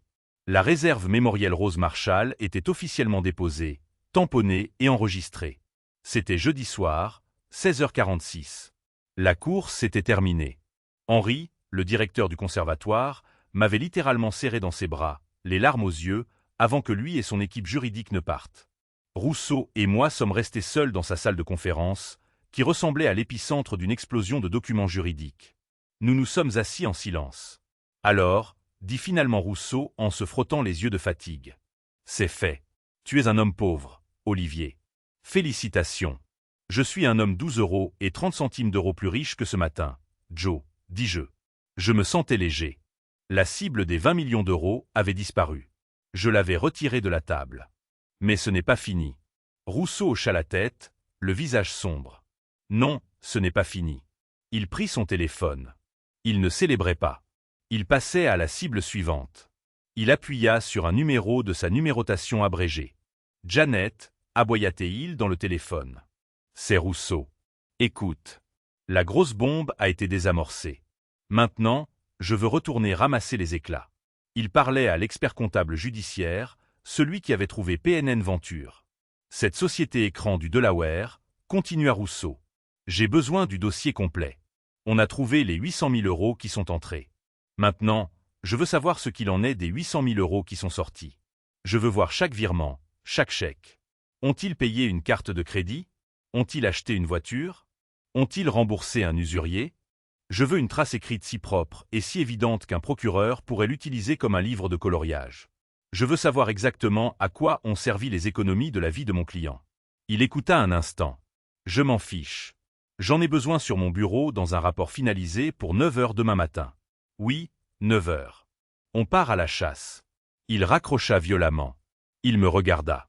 La donation du terrain, c'était de la défense, Olivier. C'était pour empêcher le prochain crime. Le piège fiscal de 20 millions d'euros, c'est du passé. Il se pencha en avant, les yeux d'acier. Mais les 800 000 €, c'est le premier crime. C'est le vol initial. C'est un vol qualifié, un abus de faiblesse sur personne âgée et une fraude électronique. On a désamorcé le piège qu'ils t'ont tendu. Maintenant on prépare le fisc pour le piège qu'on leur tend. Demain, quand ils entreront dans cette réunion, ils essaieront de voler un terrain que tu ne possèdes pas, mais ils seront toujours coupables d'avoir volé 800 000 € de revenus qu'ils n'ont pas déclarés. Rousseau avait raison. Il ne s'agissait pas seulement de sauver le terrain. Il s'agissait de justice. La dernière pièce du puzzle juridique était en mouvement. Maintenant, il était temps pour moi de déplacer la dernière pièce du puzzle personnel. Je suis sorti de la salle de conférence dans le couloir silencieux pendant que Rousseau commençait à organiser la montagne de papier. J'ai sorti mon vieux téléphone à clapet. Il semblait inutile maintenant. J'ai fouillé dans ma poche et j'ai sorti un tout nouveau téléphone prépayé que j'avais acheté en espèces dans un magasin ce matin-là. J'avais aussi une carte de crédit prépayée, activée et propre, un plan de secours. Je l'ai allumé. Le seul numéro que j'avais entré était celui de Chloé. J'ai appuyé sur appeler. Elle a décroché dès la toute première sonnerie. Sa voix était un murmure terrifié. Papy, oh mon Dieu, j'ai appelé ton vieux téléphone. Il est juste. Est-ce que ça va? Est-ce qu'ils ont fait autre chose? Sa voix, cette voix courageuse et effrayée qui m'avait sauvé. Elle a transpercé l'entrepreneur froid et calculateur que j'avais été pendant les 3 derniers jours. Chloé, dis-je, et ma propre voix était plus douce. Je vais bien, ma puce. Je vais plus que bien. Je suis en train de réparer les choses. Réparer quoi? Papy, qu'est-ce qui se passe? Tu as l'air différent. J'ai besoin que tu m'écoutes, dis-je, ma voix ferme mais pas froide. Pas pour elle. J'ai besoin que tu fasses exactement ce que je dis. Pas de questions. Pas encore. J'ai juste besoin que tu me fasses confiance. Tu peux faire ça? Bien sûr, papy, dit-elle sans hésitation. Toujours. Bonne fille, dis-je. Je t'envoie un texto sur ton téléphone. Il contient un numéro de carte de crédit. C'est nouveau. C'est propre. Ils ne sont pas au courant. Je veux que tu ailles en ligne tout de suite et que tu réserves le premier vol que tu peux trouver de l'aéroport de ton université à Roissy demain matin. Vendredi. Silence. Demain, murmura-t-elle.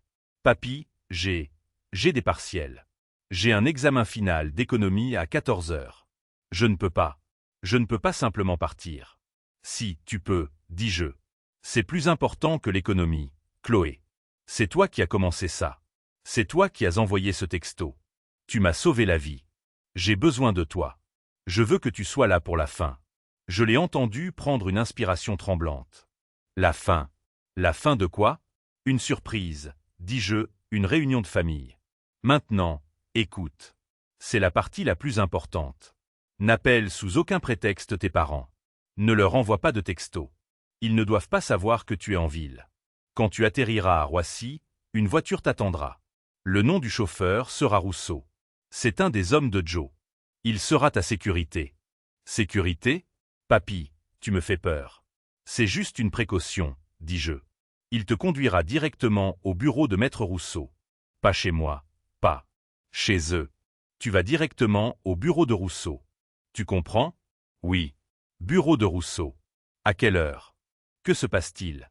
J'ai regardé l'horloge au mur. J'ai calculé. Ma réunion, mon exécution, au bureau de leur avocat était à 10 heures. Je veux que tu sois au bureau de Maître Rousseau à 10h30, dis-je, pas une minute avant. 10h30? Pourquoi si précis? Papy, que se passe-t-il à 10 heures? À 10 heures, dis-je, ton père et moi avons une dernière réunion d'affaires. À 10h30, je veux que tu sois là. Je modifie mon testament. Je règle l'héritage. Et je veux que tu sois le témoin. Quoi? Je règle tes frais de scolarité, ma chérie, dis-je, ma voix s'adoucissant à nouveau. L'argent qu'ils ont volé, il est parti. Mais je suis en train de tout arranger. Sois juste là. Sois l'avenir, Chloé. D'accord, papy, dit-elle. Sa voix était stable maintenant. C'était la digne petite fille de sa grand-mère. Je serai là. 10h30. Je t'aime, Chloé, plus que tu ne le penses. Moi aussi, je t'aime. J'ai raccroché. La dernière pièce était en place. Le piège juridique, le terrain, et maintenant l'héritière. Toutes les pièces étaient sur l'échiquier. Vendredi, 10h. La partie était lancée. Vendredi, 10h. Je suis entré dans le hall. Ce n'était pas un cabinet d'avocats. C'était une déclaration de puissance. C'était au 20e étage d'une tour de verre à la Défense. Le hall était une vaste étendue d'échos de marbre blanc et d'acier brossé. La réceptionniste, qui ressemblait plus à un mannequin, ne m'a même pas demandé mon nom. Elle a juste souri d'un sourire froid et plastique et a dit « Monsieur Marshall, ils vous attendent. Salle de conférence A. » Elle a pointé du doigt. J'ai joué mon rôle. J'ai traîné un peu les pieds. Je me suis appuyé sur la canne que je n'avais pas besoin, achetée dans une pharmacie ce matin-là. Je me suis laissé paraître vieux, confus et intimidé par la pure richesse froide de l'endroit. J'ai poussé la lourde porte en verre, et ils étaient là. Ils étaient assis d'un côté d'une table en acajou, assez longue pour y faire atterrir un petit avion. La pièce avait une baie vitrée du sol au plafond, donnant sur le reste de la région parisienne. C'était une pièce conçue pour vous faire sentir petit. Patrice s'est levé d'un bond. Papa, tu es là. Oh, on est si content que tu sois venu. Il s'est précipité, m'attrapant le bras d'une prise qui se voulait de soutien, mais qui était en réalité juste possessive. Il guidait son bien vers la chaise. Bien sûr, mon fils, marmonnai-je, le laissant me diriger. J'ai dit que je viendrais. Nina ne s'est pas levée. Elle est restée assise là, rayonnante. Elle portait un tailleur de couleur crème qui coûtait probablement plus cher que mon premier véhicule utilitaire. Elle avait l'air détendue, victorieuse, comme un prédateur qui venait de terminer une longue et difficile chasse et s'asseyait enfin pour le repas. « Oh, papa, dit-elle, sa voix douce comme du beurre. On est si content que tu sois là. On est si fiers de toi d'avoir fait le choix difficile. Pour la famille. Pour la famille. » Les mots résonnaient dans la pièce stérile. Et puis j'ai vu le troisième homme. Il était assis en bout de table. Il avait la fin de la quarantaine, des cheveux parfaits, un costume parfait et un sourire qui ne contenait pas une once de chaleur. C'était un requin. C'était leur avocat. « Papa, dit Patrice en faisant un geste. Voici Maître Lambert. C'est notre homme. Il va nous aider avec toute la paperasse. » Lambert s'est levé. Il a glissé. Il n'a pas marché. Il a tendu une main manucurée. « Monsieur Marshall, un plaisir absolu. Je suis juste là pour rendre cette transition aussi douce que possible pour vous. » Transition ? Comme si j'étais un mourant qu'on déplaçait en soins palliatifs. J'ai laissé ma main trembler en lui serrant la sienne. Sa poignée était ferme, sèche et complètement impersonnelle. « Commençons, si vous le voulez bien, » dit Lambert en souriant à Nina comme s'il partageait une blague privée. Nous nous sommes tous assis. Patrice et Nina étaient d'un côté, un front uni. J'étais de l'autre, le vieil homme confus seul avec ses fantômes. Lambert a ouvert un magnifique portefeuille en cuir. Il a glissé une pile de papier sur la table polie. C'était épais, au moins 20 pages reliées par une couverture juridique bleue. « Maintenant, monsieur Marshall, » commença Lambert, sa voix un bourdonnement apaisant et condescendant. « Ce n'est qu'une formalité, un simple document pour vous faciliter les choses. Comme Nina et Patrice l'ont expliqué, vous êtes en train de transférer vos actifs. Ceci déplace simplement la propriété de Normandie. » Il a tapoté la couverture. « De votre nom à une nouvelle fiducie familiale sécurisée, la fiducie Héritage Marshall. C'est juste de l'intendance. Ça place Patrice et Nina dans un rôle de gestion pour qu'ils puissent gérer le stress de la vente pour vous. Vous n'aurez à vous soucier de rien. Pas d'appel, pas d'avocat, pas d'impôt. Vous signez juste et vous pourrez enfin, prendre votre retraite. » J'ai regardé le document, 20 pages. J'ai pensé à la pile de 15 cm de papier que j'avais signé mercredi, les attestations, les actes, les dérogations environnementales. J'ai regardé le simple document de Lambert. Je savais ce que c'était. J'avais demandé au juriste de Rousseau de vérifier la fiducie Héritage Marshall ce matin-là, juste par intuition. Elle existait. Nina avait déposé les papiers il y a une semaine, et les fiduciaires. Patrice Marshall et Nina Marshall. Le bénéficiaire, leur société écran, PNN Venture. Ce n'était pas un transfert. Ce n'était pas de l'intendance. C'était la signature finale sur le vol. C'était le document qui, si je le signais, déplacerait légalement mon terrain de 20 millions d'euros entre leurs mains pour le prix de rien. Ils géreraient ensuite la vente, et l'argent atterrirait directement dans leur fiducie, qui paierait ensuite PNN Venture, et je me retrouverais avec rien. C'était brillant, et c'était purement diabolique. C'est beaucoup de pages, marmonnai-je en feuilletant la couverture. J'ai mis mes lunettes de lecture, jouant le jeu. J'ai plissé les yeux devant le texte juridique dense. « Oh, c'est juste du baratin standard, papa, » dit Patrice un peu trop vite. Du charabia juridique. Lambert vient de le dire, c'est juste pour nous aider à t'aider. Il a raison, Olivier, dit Nina, la voix douce. Ce n'est qu'un bout de papier. L'important, c'est ce qu'il représente. Il représente la famille.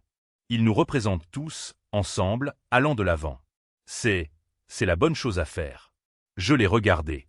Elle souriait, ce sourire éclatant, beau, vide. Elle pensait qu'elle avait gagné. Elle était assise à 1 mètre d'un gain de 19 millions d'euros. Lambert le requin a vu son ouverture. Il a glissé un stylo plume lourd et cher sur la table. Il s'est arrêté parfaitement juste devant ma main. « Si vous voulez bien signer sur la dernière page, monsieur Marshall, dit Lambert, la voix douce, et paraphé en bas de chaque page, nous pouvons faire enregistrer tout ça avant le déjeuner. » Patrice se penchait en avant, les yeux fixés sur le stylo. Nina retenait son souffle. Je pouvais voir le pouls battre dans sa gorge. La pièce était silencieuse, à l'exception du léger bourdonnement de la climatisation. C'était ça, le moment de mon exécution, l'acte final du vieil homme confus. J'ai regardé le mensonge de 20 pages. J'ai regardé le stylo.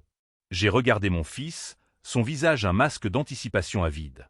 J'ai regardé ma belle-fille, ses yeux brillants de triomphe. J'ai lentement posé mes mains sur la table. J'ai regardé Lambert, puis j'ai levé une main stable. Attendez.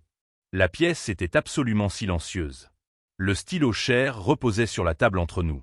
Patrice se penchait en avant, la bouche légèrement ouverte, attendant que je le prenne.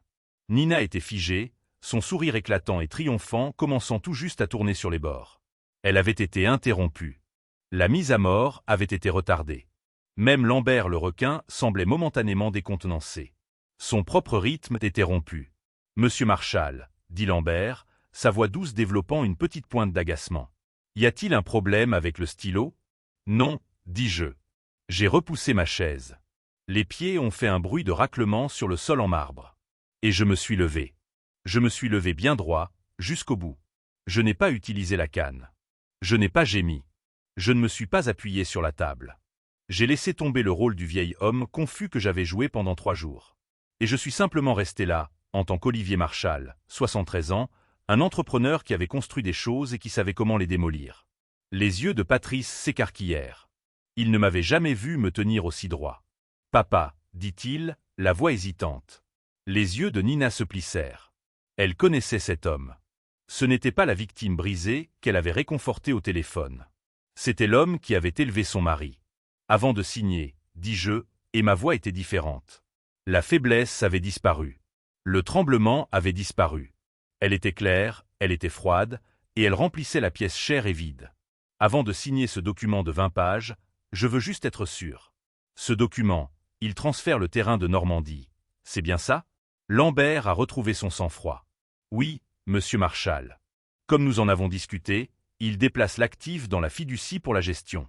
Je vois, dis-je. Eh bien, je ne peux pas signer ça. Cela semble malhonnête. Quoi ? Lâcha Patrice. Papa, non, c'est pour aider. C'est malhonnête, continuai-je. Parce que vous avez invité la mauvaise personne à la réunion. Lambert fronça les sourcils. Je ne comprends pas.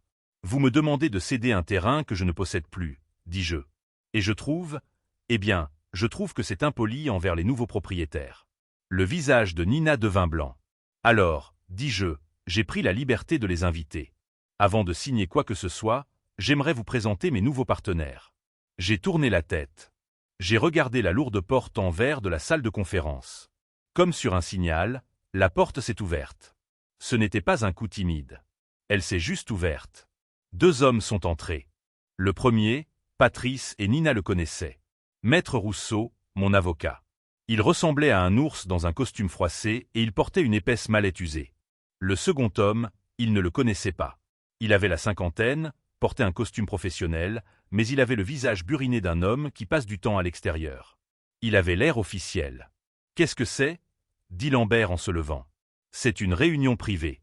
C'est une réunion de conseil » gronda Rousseau en passant juste devant lui et en prenant un siège à côté de moi. « Mon client est conseiller. Asseyez-vous, Lambert. » Lambert avait l'air sur le point d'appeler la sécurité. Nina, cependant, fixait le nouvel homme. Son visage était un masque de fureur froide. « Qui diable êtes-vous » lança-t-elle sèchement. « Sortez d'ici. » Le nouvel homme ne la regarda pas. Il me regarda. Il sourit d'un sourire sincère et chaleureux. « Monsieur Marchal, » dit-il en tendant la main. « Je voulais juste passer en personne. » L'homme était monsieur Henry, le directeur du Conservatoire du Littoral. « Monsieur Henry, » dis-je en lui serrant fermement la main. « Merci d'être venu si rapidement. »« Merci à vous, Olivier, » dit Henry, la voix pleine d'une réelle émotion. Lambert était perdu. « Quoi ? Que se passe-t-il » Patrice avait l'air sur le point d'être malade. « Papa, qui sont ces gens ?» Henry se tourna vers la salle. « Je m'excuse pour l'intrusion, » dit-il, la voix professionnelle. « Je suis le directeur Henry du Conservatoire du Littoral. Nous voulions juste remercier officiellement et personnellement Monsieur Marchal. » Il se tourna vers Nina, qui le fusillait du regard. « Madame, » dit-il, son sourire éclatant. « Je ne sais pas s'il vous l'a dit, mais votre beau-père vient de faire le plus grand don de l'histoire du système des parcs français. Il a, eh bien, Il a cédé la totalité de sa propriété de 200 hectares en Normandie à l'État. Ça va devenir un magnifique nouveau parc public. Henri me sourit. La réserve mémorielle Rose Marshall. C'est un héritage merveilleux, merveilleux. Patrice fit un petit bruit d'étouffement. Nina fixait simplement. Son cerveau traitait l'information. Et Henri continua, inconscient du drame. Je dois dire que les avocats de votre beau-père sont efficaces. Je n'ai jamais vu mon équipe juridique travailler aussi vite. Nous avons tout fait déposer, tamponner et enregistrer auprès du département hier après-midi. 16h42, pour être exact. Hier, murmura Patrice. Il regarda le document de 20 pages sur la table. Il regarda Lambert. Mais on signe aujourd'hui. Et puis Nina. Elle se leva. Sa chaise racla le sol avec un grincement violent. Le masque de la belle-fille attentionnée, de l'opératrice lisse. Il ne s'est pas seulement fissuré. Il s'est brisé. Il s'est volatilisé de son visage. Son beau visage composé se tordit en un masque de rage pure et non diluée. Ses yeux étaient grands ouverts et sa bouche était un grognement. « Vous ne pouvez pas !» hurla-t-elle, le son se répercutant sur les murs de verre. Ce n'était pas une question. C'était un rugissement. Elle ne regardait pas Henri. Elle me regardait. « Vous ne pouvez pas !» cria-t-elle à nouveau en me pointant du doigt. « Nous avons la procuration. Nous avons le papier. Vous ne pouvez pas donner ce qui est à nous. »« À nous ?» demandai-je, la voix calme. « C'est là que vous vous trompez, Madame Marshall, » dit Rousseau, sa voix coupant la pièce comme une scie rouillée. Il fouilla dans sa mallette. Il en sortit un seul document notarié. Celui que nous avions daté de lundi. « Premièrement, » dit Rousseau, « cette procuration à laquelle vous vous accrochez, elle a été révoquée, signée par mon client et notariée par mon bureau à 8 heures lundi matin. Avant même que vous ne passiez votre petit appel larmoyant. Chaque mouvement que vous avez fait depuis, y compris l'embauche de ce monsieur, il fit un geste vers Lambert, a été basé sur un document qui est légalement sans valeur. Vous avez agi de votre propre chef, pas pour mon client. » Le visage de Lambert passa de suffisant à confus, puis à absolument terrifié en environ 2 secondes. Il regardait Rousseau et il savait qu'il était dépassé. Et deuxièmement, gronda Rousseau. Même si elle était valide, il a juste donné son terrain. Il en a le droit. Vous ne semblez rien posséder, sauf, il sourit de ce sourire horrible, une très grande maison vide. Nina ne parla pas. Elle me fixait simplement. La haine dans ses yeux était si pure, si totale, que c'en était presque impressionnant. Elle avait perdu. 20 millions d'euros partis, évaporés. Et elle savait, en ce seul et terrible instant, que c'était moi qui le lui avais fait. Nina respirait encore lourdement, sa poitrine se soulevant. Le cri résonnait encore dans la pièce. Son visage était un masque terrifiant de haine pure, ses yeux rivés sur moi. « Vous ne pouvez pas, » murmura-t-elle, sa voix. Patrice s'était affalé sur sa chaise. Il ressemblait à une marionnette dont on aurait coupé les fils. Il fixait simplement le document de 20 pages sur la table, celui qui ne signifiait rien. Il fixait le fantôme de 20 millions d'euros. Lambert, leur avocat requin, était figé. Il regardait la révocation antidatée de Rousseau et je pouvais voir les rouages tourner dans sa tête. Il calculait sa propre responsabilité. C'en était fini de lui. J'ai fait un petit pas en avant. Je n'ai pas élevé la voix. Je n'en avais pas besoin. La pièce était silencieuse. « Vous avez raison sur une chose, Nina, » dis-je, ma voix calme et tranquille. « Je ne peux pas simplement donner ce qui est à vous. » Elle me regarda, une lueur d'espoir insensée dans les yeux. « Alors c'est un mensonge. On peut vous poursuivre en justice. »« Oh, je ne parle pas du terrain, » dis-je. « Le terrain n'a jamais été à vous. Il a toujours été à Rose. Et maintenant, il lui appartient pour toujours. J'ai laissé cela s'imprégner. Je l'ai laissé ressentir tout le poids de la perte de 20 millions d'euros. Et puis je suis passé à la vraie cible. Je parle, dis-je, des 800 000 euros. Patrice, qui avait été pâle et mou, s'est soudainement raidi. Il a levé les yeux vers moi. La tête de Nina a pivoté. Les 800 000 euros que vous avez empruntés ? Continuai-je, ma voix toujours calme. L'argent que vous avez pris de mon assurance vie. J'ai souri. Ce n'était pas un gentil sourire. Je voulais juste vous dire merci. Patrice et Nina restèrent figés, les yeux écarquillés. Ils étaient complètement, totalement abasourdis. Cela ne faisait pas partie de leur plan. Ils ne comprenaient pas. Lambert l'avocat leva les yeux, son visage un masque de pure confusion. « Quoi ? Me remercier ?» murmura Nina, sa voix suspicieuse. « De quoi parlez-vous ? Je vous remercie, dis-je. Parce que, voyez-vous, j'étais inquiet. J'étais inquiet à propos de ces 800 000 euros. C'était un problème. Je me suis penché en avant, posant mes mains sur le dossier de la chaise vide. Voyez-vous, Nina, je ne suis qu'un simple entrepreneur. Je crois qu'il faut payer ses factures, et j'avais une très grosse facture à payer. Quand j'aurais vendu le terrain de 20 millions d'euros, j'allais avoir une énorme facture d'impôts. Plus-value, impôts nationaux et locaux. Je ne suis qu'un vieil homme, mais j'ai fait le calcul et ça s'élevait à... Eh bien, figurez-vous que ça s'élevait à presque exactement 800 000 euros. J'ai regardé droit vers Patrice. C'est le chiffre que je t'ai donné, n'est-ce pas, mon fils? Quand tu as demandé l'argent des impôts. Le visage de Patrice était cendré. Il avait l'air d'aller vomir. J'étais inquiet, continuai-je, de savoir comment le payer. Quel fardeau! Mais ensuite, vous êtes arrivé. Vous m'avez enlevé ce fardeau. J'ai regardé monsieur Henri du service des parcs. Directeur, pouvez-vous me dire, quand un citoyen fait un don caritatif complet, comme donner 20 millions d'euros de terrain à l'État, quelle est l'implication fiscale? Henri, qui était juste là pour dire merci, eut soudain l'air d'un enfant dans un magasin de bonbons. Oh, eh bien, monsieur Marchal, c'est une déduction fiscale à 100%, une réduction sur tous vos revenus. Franchement, un don de cette taille, vous ne devrez pas un seul centime au fisc. En fait, vous recevrez probablement des remboursements pour le reste de votre vie. Je lui ai souri. Merci, directeur. C'est bon à savoir. Je me suis retourné vers Nina. Son visage n'était plus en colère.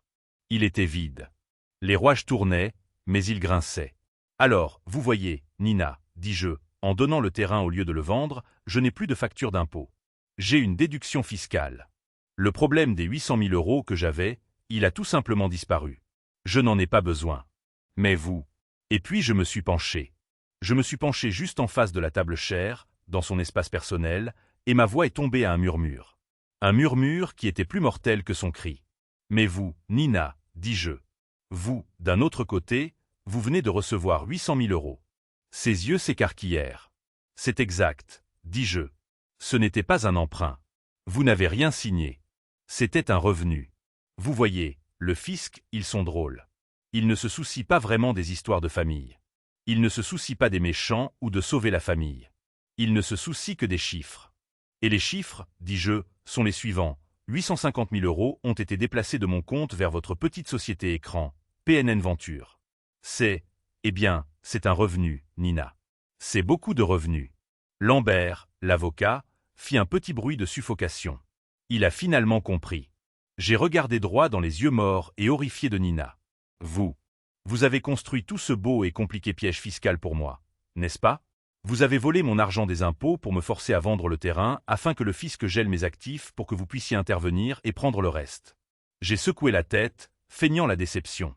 C'était un plan brillant, vraiment. Mais vous avez oublié une toute petite chose. J.I. tapotema poitrine. Vous étiez tellement concentré sur le piège que vous avez oublié l'appât. Vous avez pris l'appât, Nina. Vous avez mangé l'appât. Vous avez mis 800 000 euros de revenus non déclarés, volés et frauduleux dans votre toute nouvelle société écran non enregistrée. J'ai souri. Alors, je dois demander. Je ne suis qu'un vieil homme, mais je suis curieux. Vous n'avez pas déclaré ça sur vos impôts trimestriels, n'est-ce pas? Patrice a finalement émis un son, un gémissement bas et humide. Le visage de Nina est devenu livide. La rage avait disparu. Le triomphe avait disparu.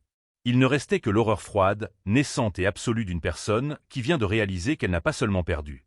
Elle a été prise. Elle me fixait simplement. Plus de mots. Elle venait de réaliser que le piège qu'elle avait construit pour moi venait de se refermer sur elle. Lambert le requin, l'homme au costume à 1000 euros, transpirait. Je pouvais voir une petite perle de sueur tracer une ligne sur sa tempe, juste devant ses cheveux parfaits. Sa bouche s'ouvrit puis se referma. Il me regarda. Il regarda Rousseau. Il regarda ses clients qui étaient figés dans un état d'horreur catatonique. C'est irrégulier, balbutia finalement Lambert, sa voix n'étant plus un bourdonnement lisse et condescendant. Elle était aiguë. Elle était tendue. Vous ne pouvez pas simplement accuser. C'est une affaire civile, un conflit familial. Ce n'est pas. Pas quoi, Lambert? La voix de Rousseau coupa la pièce, tranchante comme une pelle heurtant la glace. Pas criminel? Rousseau, qui était resté assis tranquillement, repoussa sa chaise. Il fouilla dans sa vieille mallette cabossée, celle qui était posée à ses pieds, et en sortit une autre pile de documents. Ce n'était pas un mince dossier. C'était un rapport relié, de 15 cm d'épaisseur. Il ressemblait à celui que nous avions envoyé à l'État. Il ne le fit pas glisser. Il ne le jeta pas. Il le laissa tomber. La pile heurta le centre de la table en acajou poli avec un bruit de coup de feu. Boum! Le stylo cher cliqueta. Patrice sursauta sur son siège. Nina le fixa simplement. « Qu'est-ce que c'est ?» murmura Lambert, les yeux écarquillés. « Ça, dit Rousseau, c'est ce que mon expert comptable judiciaire a fait ces 3 derniers jours. Pendant que mon client était occupé à faire des dons. » Il sourit de ce sourire horrible. « Vous voyez, pendant que vous étiez occupé à rédiger un document de 20 pages pour voler un terrain qui n'était pas là, j'étais occupé à tracer les 800 000 € qu'il était. » Il tapota le haut du rapport. « Voici PNN Venture. Voici la société écran du Delaware. Voici le virement de la banque. Et ceci, il feuilleta les premières pages. C'est la sortie. Voici les 100 000 € utilisés pour payer la carte American Express Black de Patrice. Voici le virement de 50 000 € à un casino à Las Vegas. Voici la compte de 250 000 € pour un bateau. Un bateau, Nina, que vous étiez apparemment en train d'acheter en Floride. Ce n'est pas pour rembourser des usuriers. Ce n'est pas pour sauver la famille. C'est du vol. » Patrice enfouit simplement sa tête dans ses mains, ses épaules secouées. « C'est confidentiel, » essaya Lambert, retrouvant un filet de sa voix d'antan. « C'est irrecevable. Vous êtes. »« Je suis quoi ?» dit Rousseau. « Je suis avocat. »« Oui, je le suis. Et en tant qu'avocat, je suis aussi un officier de justice. Et quand je vois des preuves d'un crime, eh bien, j'ai un devoir. » Rousseau se pencha en avant, les mains à plat sur la table. « Alors, dit-il, sa voix baissant à un grondement conversationnel bas. J'ai pris la liberté de faire quelques copies. Nous avons envoyé la première copie, dit-il, au commissariat de police de Versailles ce matin, 9 heures. Nous avons inclus le rapport de police initial de votre contrôle de bien-être de mardi soir. Celui que vous avez déposé. Nous avons joint une déclaration sous serment de la petite-fille de M. Marshall détaillant la vraie raison de cet appel. Ça s'appelle... Eh bien, ça s'appelle complot en vue de commettre une fraude. Ça s'appelle déposer une fausse plainte. C'est un crime. » Le visage de Nina, qui avait été vide d'horreur, enregistra maintenant une terreur nouvelle et plus aiguë. « Et la deuxième copie, » continua Rousseau, sa voix calme. « Eh bien, celle-là, c'était la plus importante. C'est celle que nous avons envoyée en express à la division des enquêtes criminelles de l'administration fiscale. » Même Henri, l'homme des parcs, grimaça.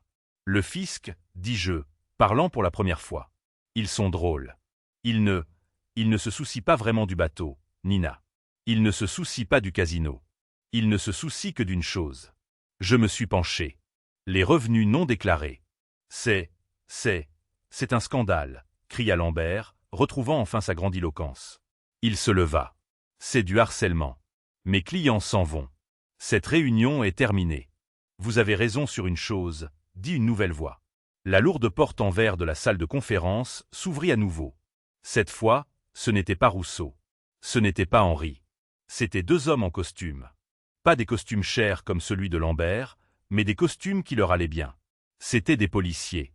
Et je connaissais leur visage. C'étaient les 2 officiers. Les 2 officiers calmes et professionnels qui avaient frappé à la porte de Patrice mardi soir. Ceux que Nina avait eu l'air si soulagée de voir. Ils n'avaient pas l'air soulagés de la voir maintenant. Le détective principal, un grand homme aux yeux fatigués, regarda autour de la pièce.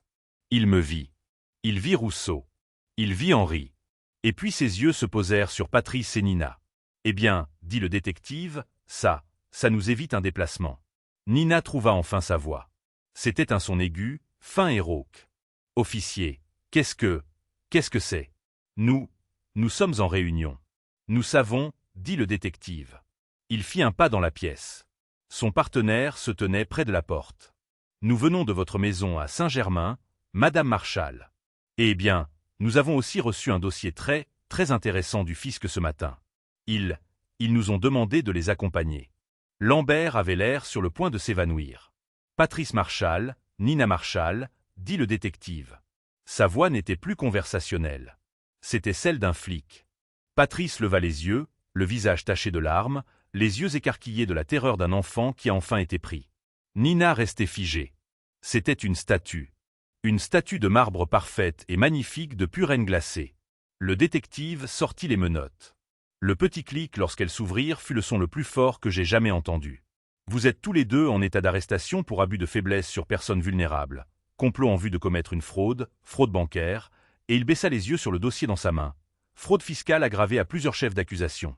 3 mois plus tard, l'air est froid, vif.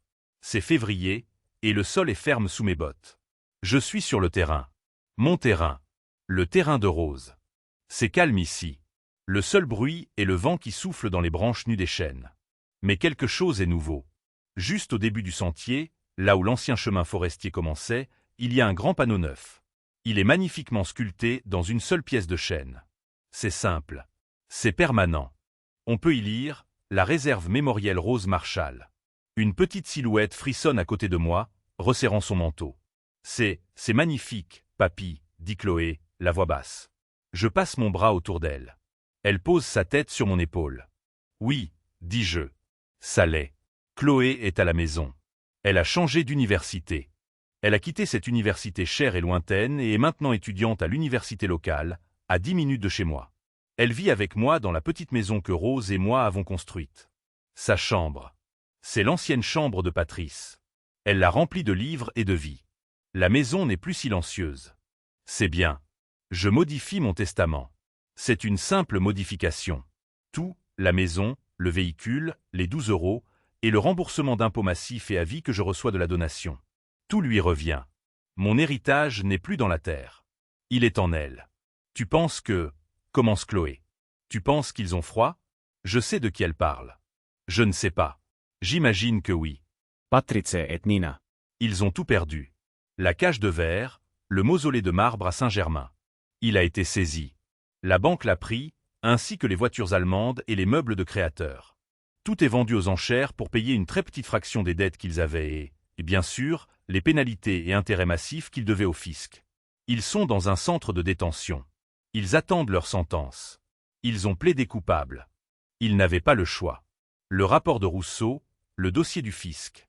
C'était une avalanche. Ils risquent 7 à 10 ans. Ils ont perdu leur maison. Ils ont perdu leur argent. Ils ont perdu leur liberté. Et ils ont perdu leur fille. C'est normal d'être triste pour lui, dis-je à Chloé en lui serrant l'épaule. Je ne le suis pas, dit-elle, sa voix étonnamment forte. Elle a l'acier de Rose en elle. Je suis triste pour celui que je pensais qu'il était. Je suis triste pour toi, papy. Je regarde le panneau, le nom de sa mère gravé profondément dans le bois. Ne le sois pas, dis-je. Je suis en paix. Voilà où j'en suis maintenant. Je m'appelle Olivier Marshall, j'ai 73 ans, et techniquement, sur le papier, je suis un homme fauché. Mon assurance vie, le compte que j'ai mis 50 ans à construire, a disparu. Elle s'est tout simplement évaporée. Les 800 000 € sont un chiffre dans un rapport de police, maintenant une pièce à conviction dans une affaire fédérale. Je n'en verrai jamais un centime. Mais l'héritage de ma femme, l'héritage de Rose, lui, est en sécurité. Il est en sécurité pour toujours, protégé par l'État, où personne ne pourra jamais essayer de le vendre, de le gérer ou de construire une cage de verre dessus. La réserve mémorielle Rose Marshall nous survivra à tous. Patrice et Nina, ils étaient intelligents. Ils étaient brillants. Ils ont essayé de construire le piège parfait, inéluctable, un piège fiscal. Ils savaient que je n'étais qu'un simple entrepreneur. Ils pensaient que je n'étais qu'un vieil homme qui ne comprendrait pas les règles complexes des plus-values et des pénalités du fisc. Mais ils ont oublié. Ils ont oublié une leçon fondamentale. Une leçon que j'ai essayé, sans succès, d'enseigner à mon propre fils quand il n'était qu'un garçon, quand je l'ai surpris en train de voler 5 € dans le sac à main de sa mère. Je lui avais dit alors, et il n'a pas écouté. Patrice, avais-je dit, ne plaisante jamais, jamais avec 2 choses dans cette vie. L'argent durement gagné d'une personne et un homme qui n'a plus rien à perdre. Eh bien, j'avais tort. J'ai mis à jour la liste. Ne plaisante jamais avec 3 choses. Un père que tu as poussé dans ses retranchements, un homme qui n'a plus rien à perdre, et l'administration fiscale. Mon fils et sa femme. Ils m'ont volé 800 000 €. Le fisc, lui, va leur prendre tout le reste. Il va leur prendre leur maison. Il va leur prendre leur liberté. Il va leur prendre les 10 prochaines années de leur vie. Ce n'est pas la vengeance que j'ai jamais voulu, mais c'est un paiement, et c'est un paiement que je suis satisfait de les voir faire. La leçon de cette histoire est que la confiance, lorsqu'elle est mal placée, devient l'arme la plus dangereuse. Elle montre que même au sein d'une famille, la gentillesse sans limite claire peut être exploitée comme une faiblesse. L'histoire d'Olivier est un rappel douloureux que nous devons être vigilants et proactifs pour protéger notre propre héritage et notre dignité. Parfois, l'acte d'amour le plus fort n'est pas un sacrifice sans fin, mais le courage de tracer une ligne ferme et infranchissable, en s'assurant que le respect est une condition préalable non négociable à toute relation. Qu'auriez-vous fait si vous aviez reçu ce premier texto ?